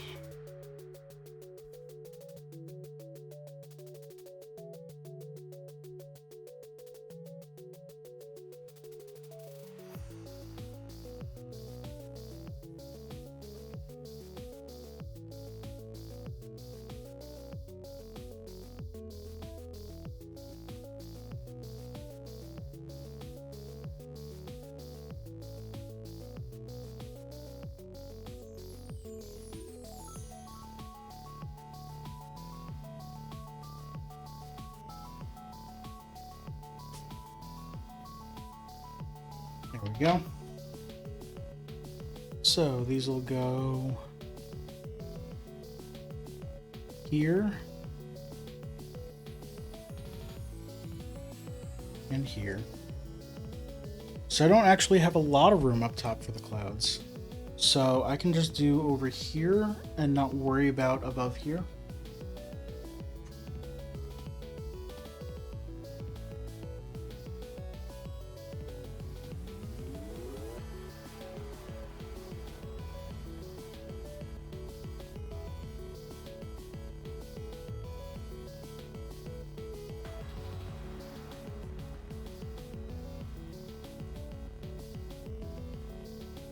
Funny. Alright. So from there,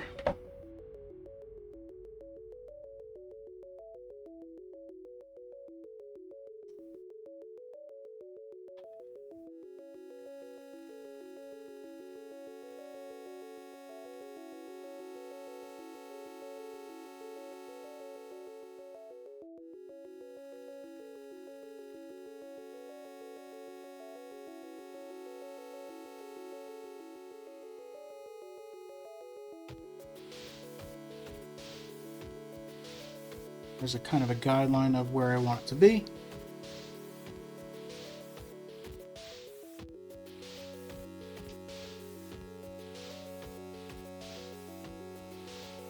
Alright, let's draw some swirls.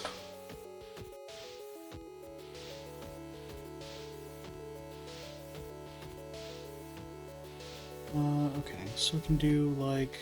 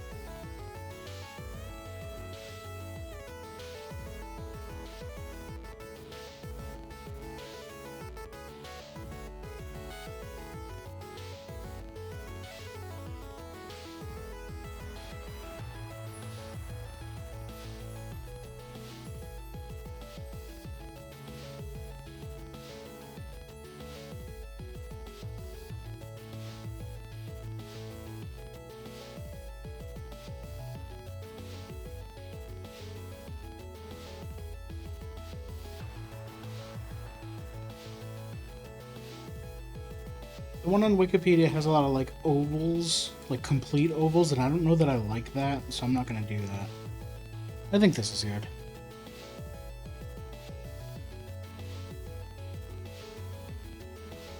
Kind of just a lot of swirls.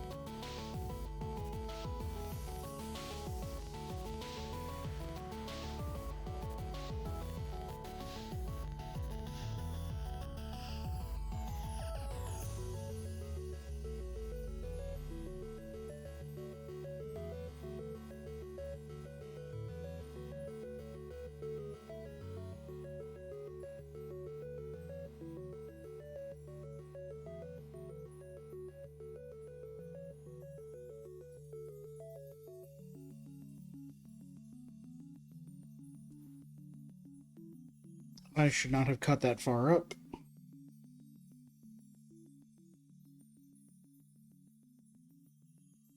It's okay. I think that'll be fine.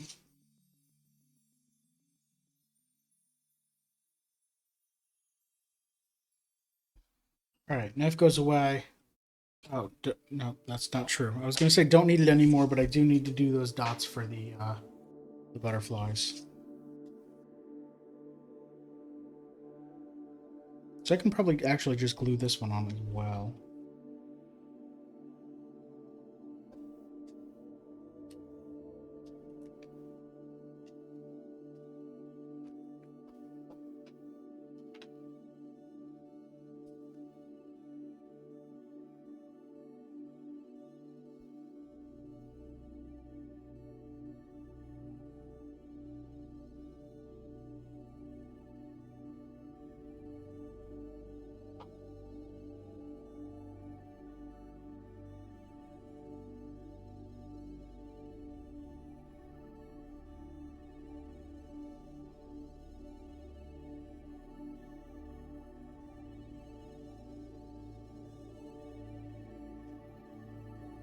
Just that simple.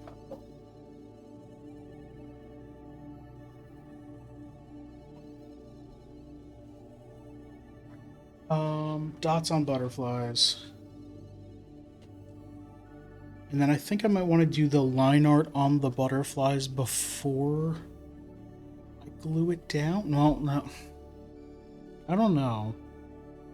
Because I still need to do the outline. It'd probably be better on the page. Yeah, let's do it on the page. Alright, ovals. Just gonna try freehand cutting some. See how they come out. They're probably gonna be terrible, but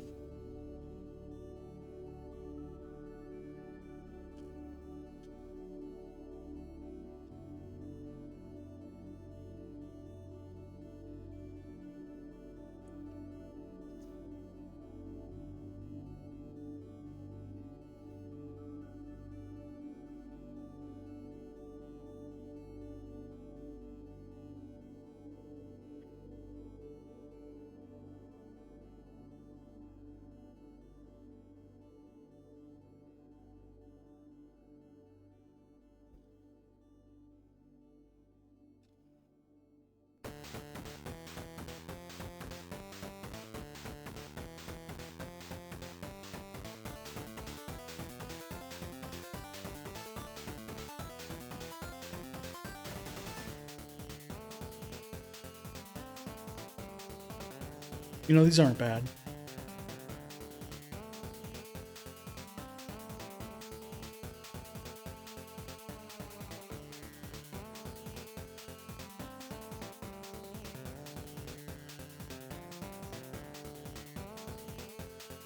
Oops.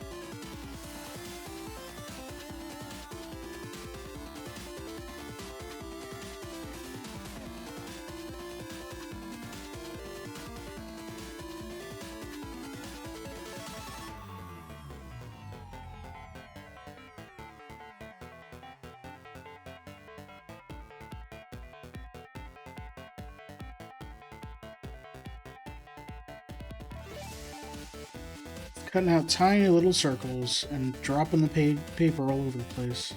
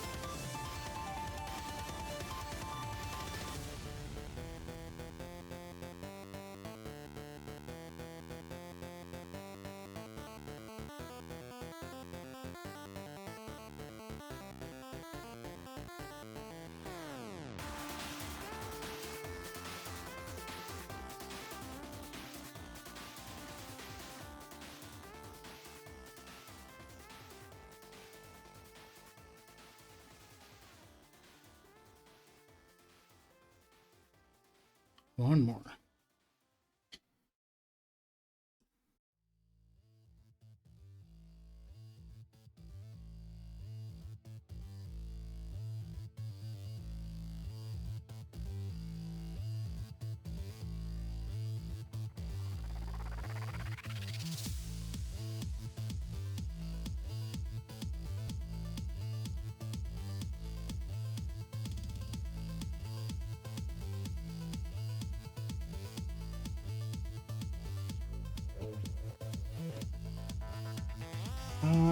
Let's swap these two.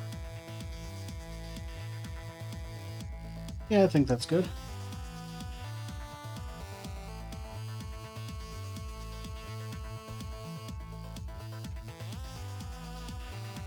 Alright, let me glue them down and then take another break.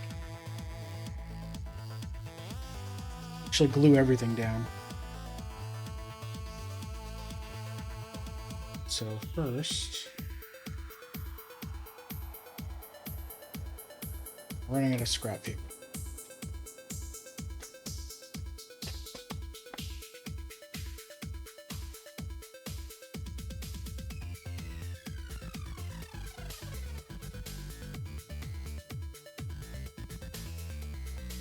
Where are my tweezers? Right there. I might need these.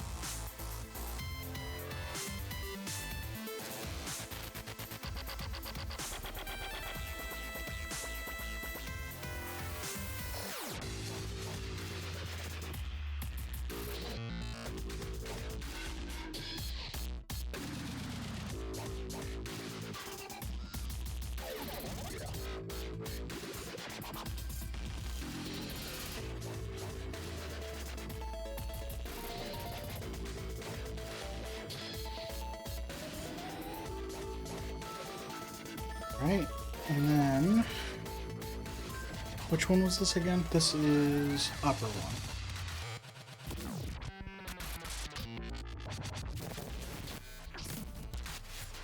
How did that happen?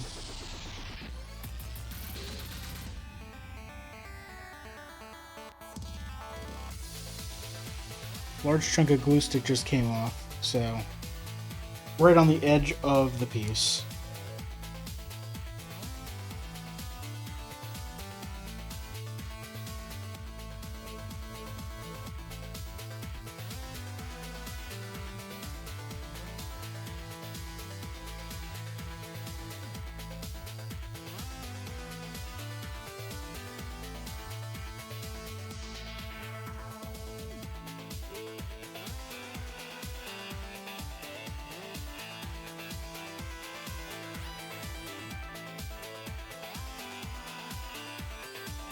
Sorry, I'm not doing that on camera.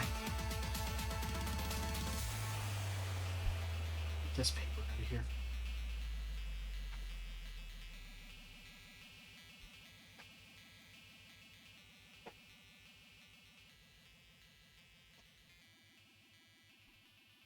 Okay, that's good. And then I need the spots for the other one.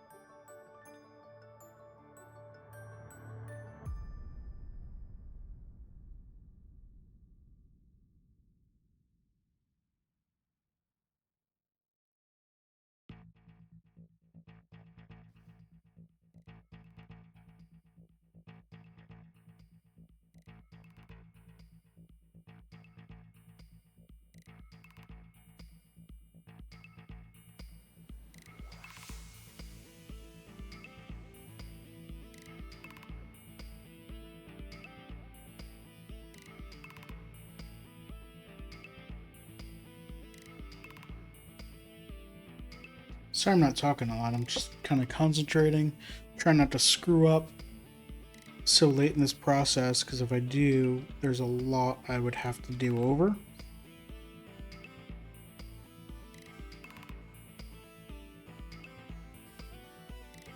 And I don't want to think about it.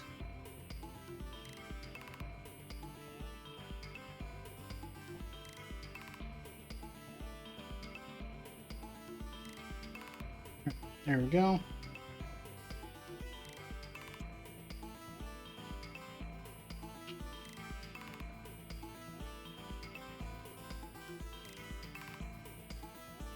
And then just glue this down and we're done. Minus the Sharpie.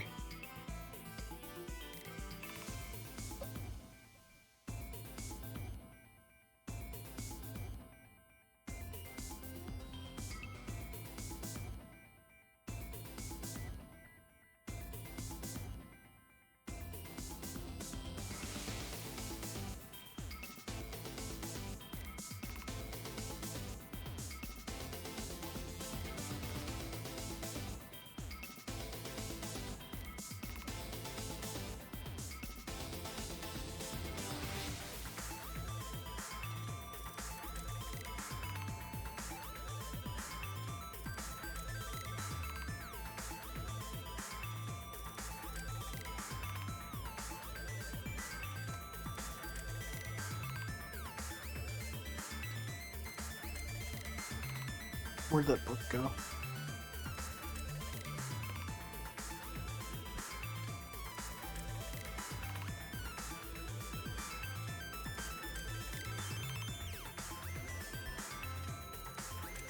Not bad. Alright, put the glue away before I ruin anything else. And you know what? I'm gonna this is a good place to take a break. It's 7:30, but I gotta take a break. I gotta get up and stretch and clean off all this glue off my hands before I start sharpieing everything. Stick around. I'll be back in just a few minutes.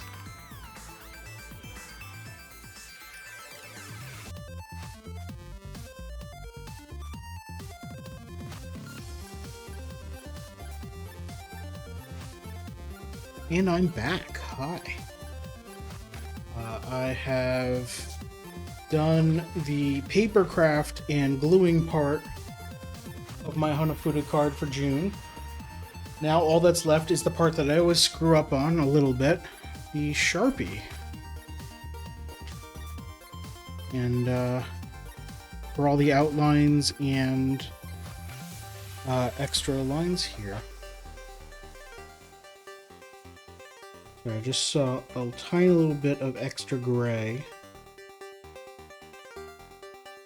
That shouldn't be there.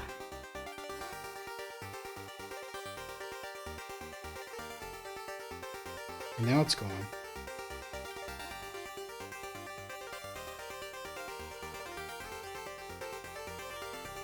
So, for the lines, I drew out the whole flower part of the, what is this again? It's a, peony. Pony? Peony? How do you pronounce this? Peony. I drew out all of the lines for the peony and the major lines for the leaves, but not any of the smaller lines. I drew out the lines for the clouds. I did not draw anything for the butterflies, which I'm hoping doesn't come back and bite me in the butt. Actually, you know what? I can do...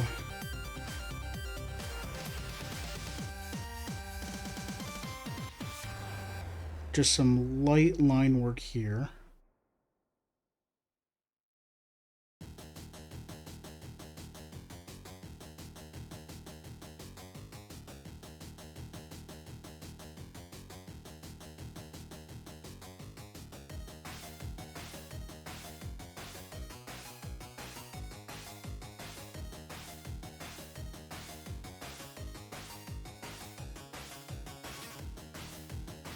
What does the butterfly look like on this other the Nintendo version?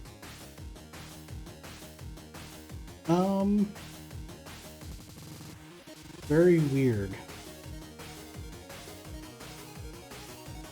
So this one looks a lot like the one on Wikipedia. This one looks like an acorn with 2 leaves. I guess they weren't expecting anyone to actually look too deeply at the art, because it doesn't look good.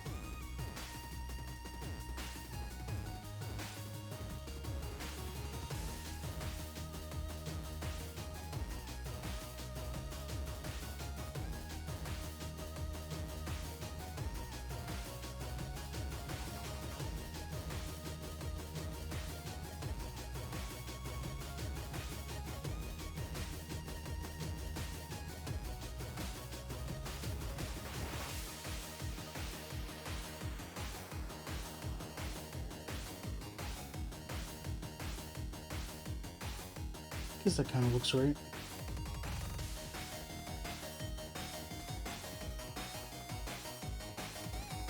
Alright, let's get my Sharpie.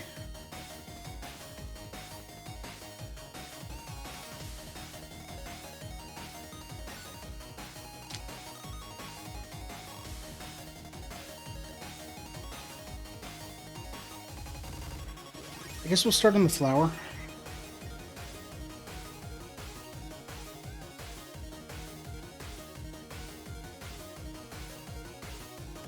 From the leaves, actually. Start with the outline and go carefully and slowly.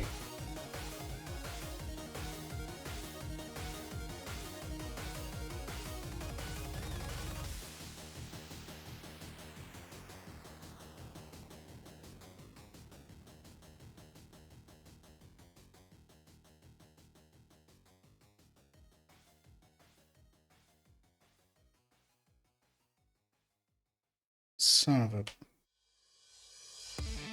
I just noticed an area of gray I did not cut out.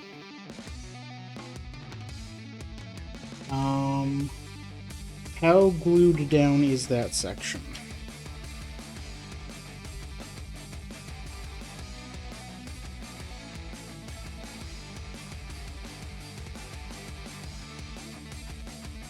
That's not that glued down. I can get...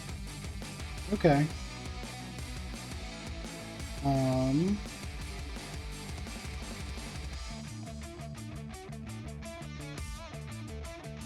Let me get this piece of scrap paper, folded over scrap paper in there.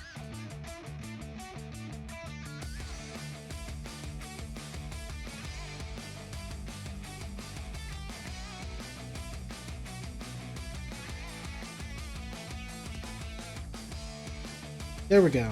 Fixed.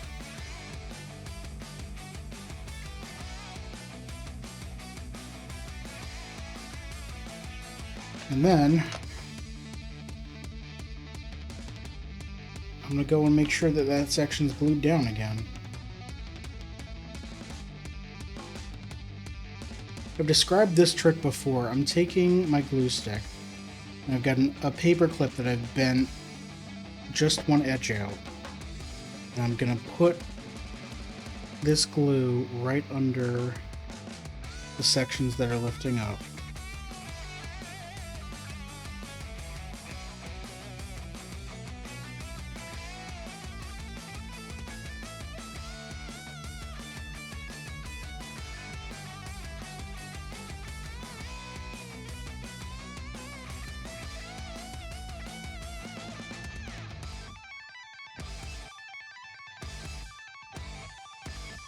It's not great, but it works.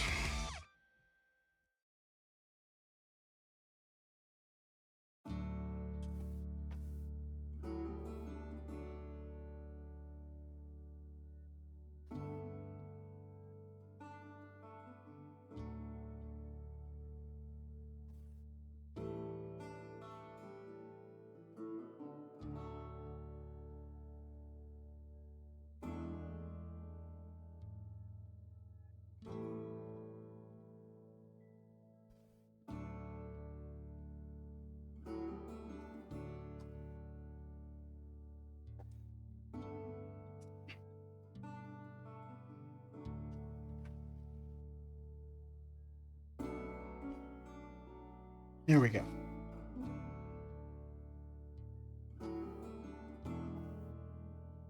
Alright, let's go around the other way while we wait for that section to dry.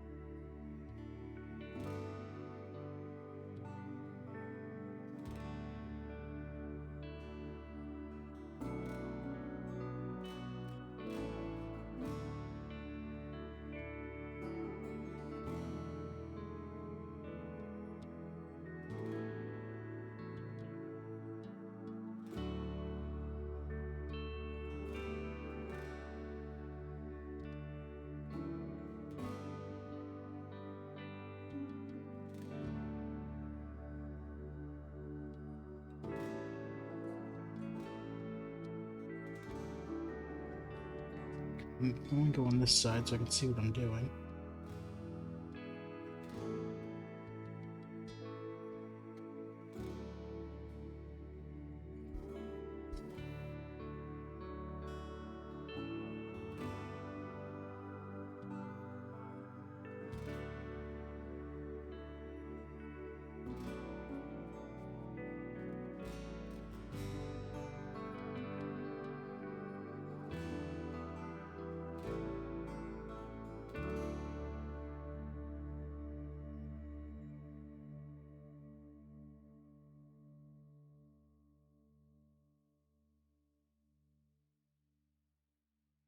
Again, was trying to go too fast.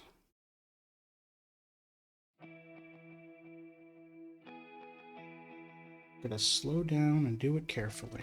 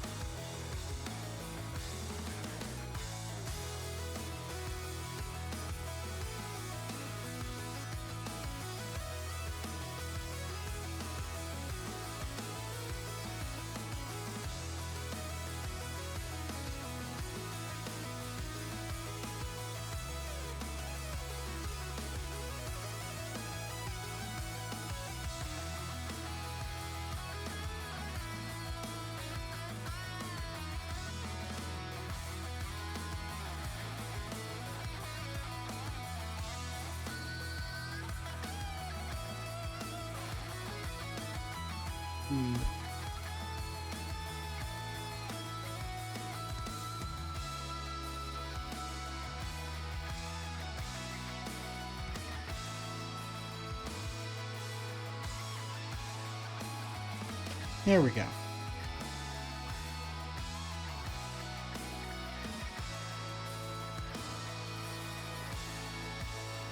Alright.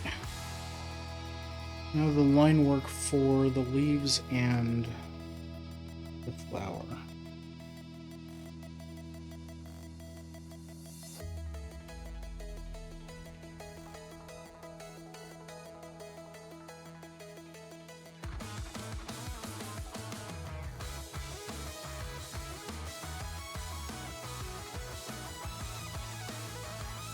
I don't like how that line here looks, so I'm just going to erase it and redraw it in Sharpie.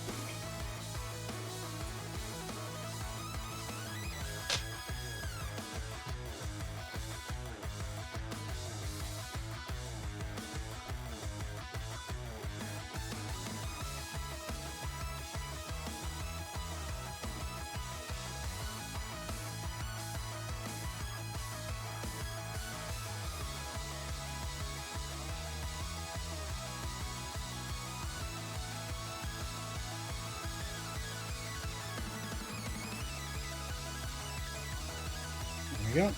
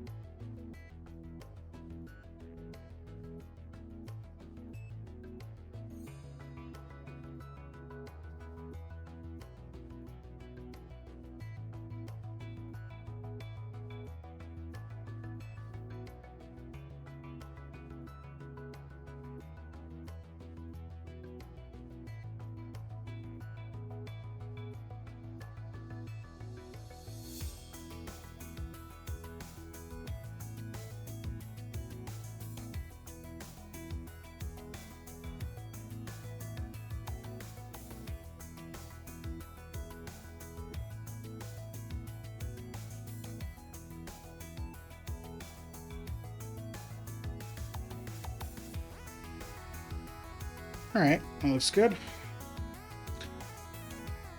Now for this blobby mess.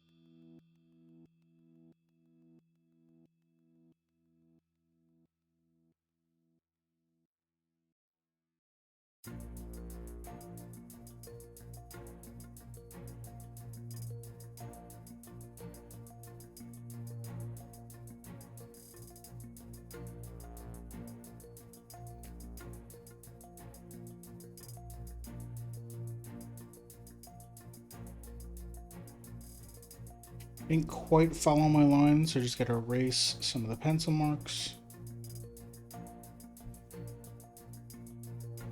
Overall, I think this is going pretty well, though. Of course, now that I say that, I don't know. I always think that these look terrible until I'm done, and then I like them, so who knows?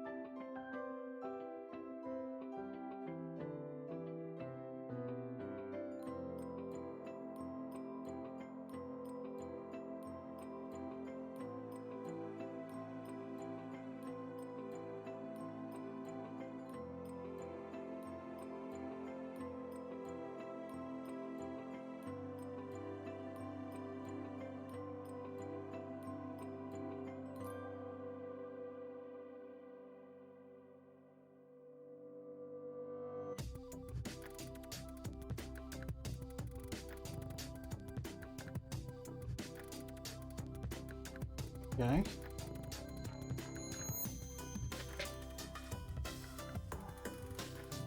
Pretty good.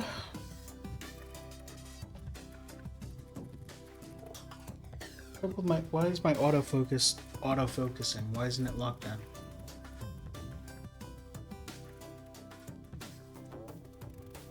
Oh, I gotta change that on the phone. Yep.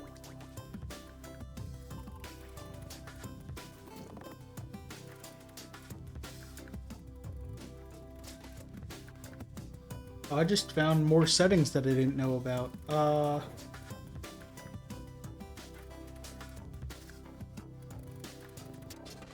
Alright, some white balance settings, but just some... Oh, that's terrible. Let's leave it like that. Exposure locked. Exposure offset? Oh, look at how terrible that looks. I'm gonna stop playing with camera settings. Alright, one more. Let's pump up. Let's pump down the contrast. Oh, that page looks gray. That looks terrible. What the heck? Alright. Leave everything the way it was.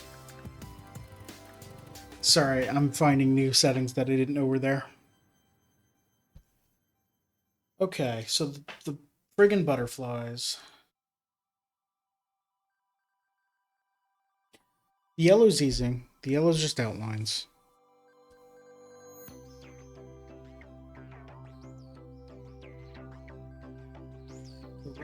The red is elaborate, and I'm not sure I like it.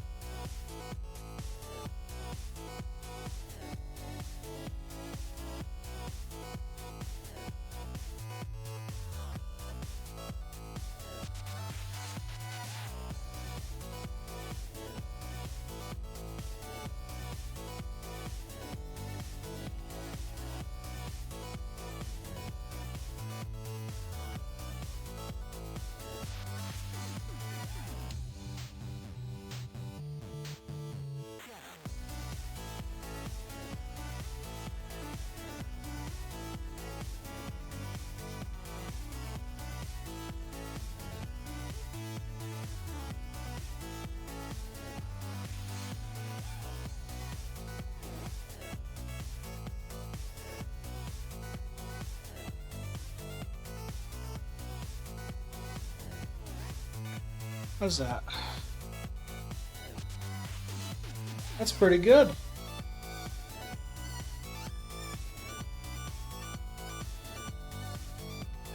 So, I didn't draw any lines on the red section for this one.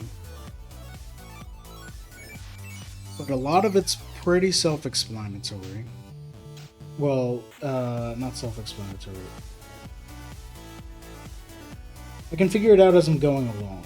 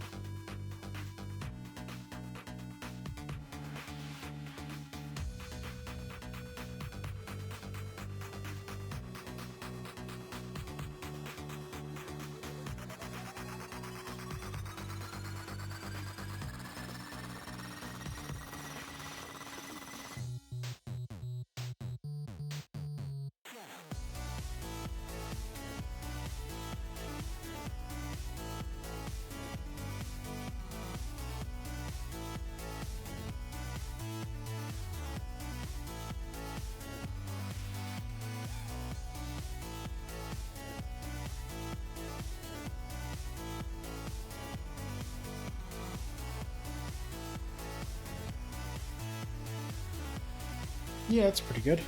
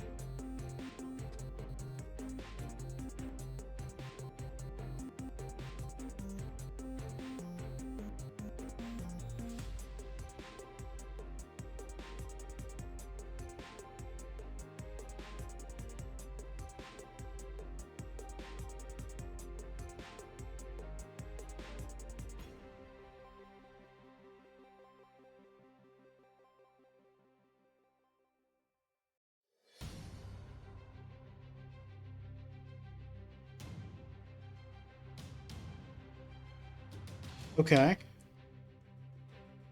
Just the clouds left.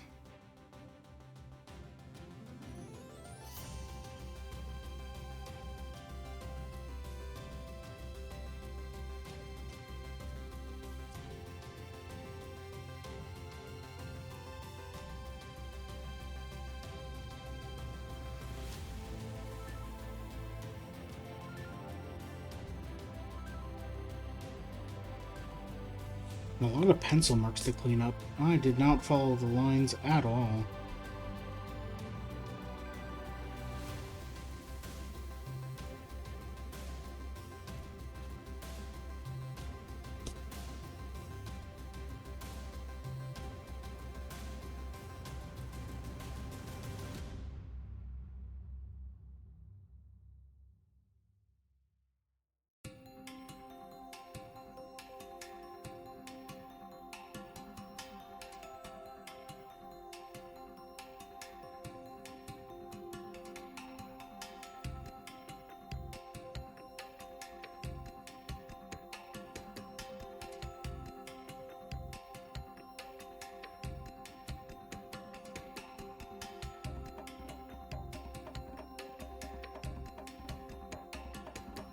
I mean, I guess it doesn't help that I drew and redrew all of these lines like 12 times as I was trying to figure out what the hell any of these shapes were going to be.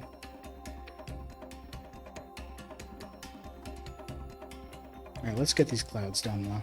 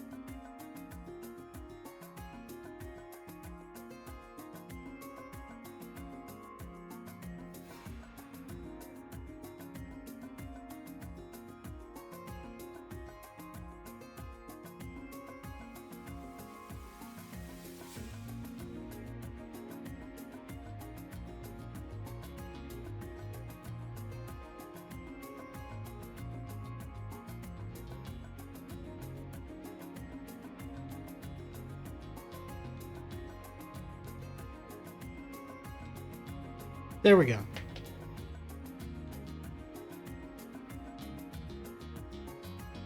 That's pretty great. So I do need to trim up the bottom edge here, as well as the right side. Right side I can do with a knife.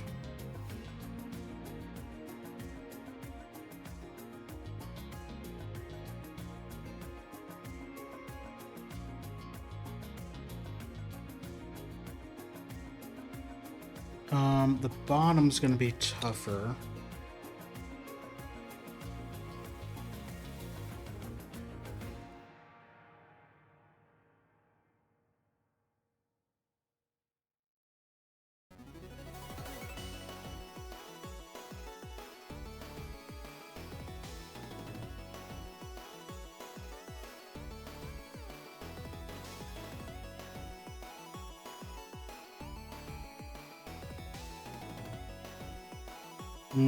I knew that wouldn't work.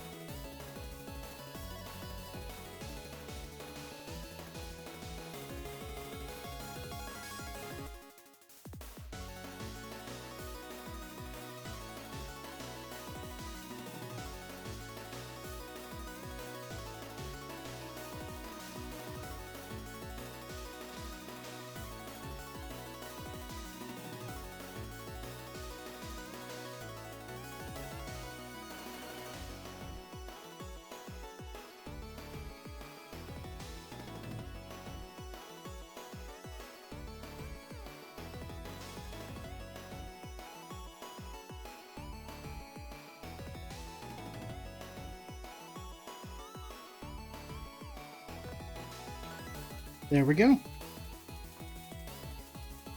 I think it's great. I'm so happy with it. And I'm only 11 minutes over, if we ignore that I started an hour earlier.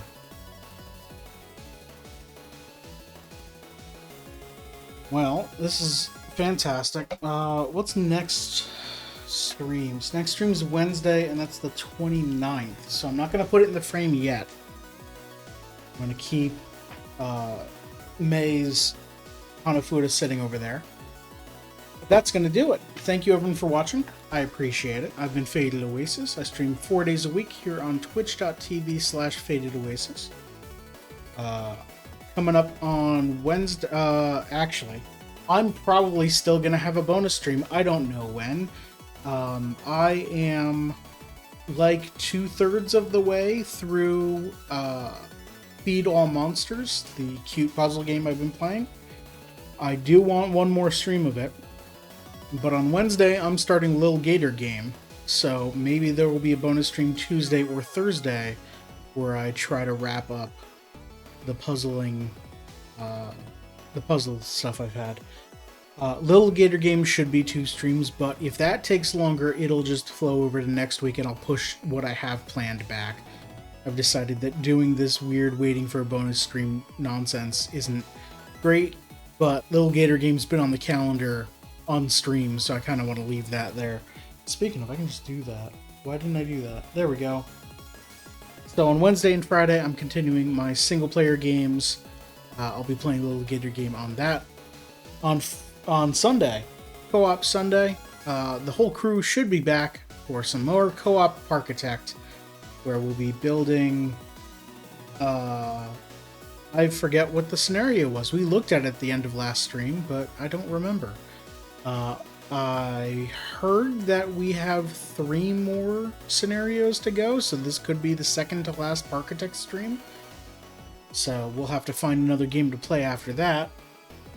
And then, on Monday next week, more Maker Monday, I'll be continuing my Lego Bowser building. That should be that should be 2 more streams, probably not 1, looking at how many bags of pieces I have left. Yeah, 2 more streams of that. That's going to do it for today, though.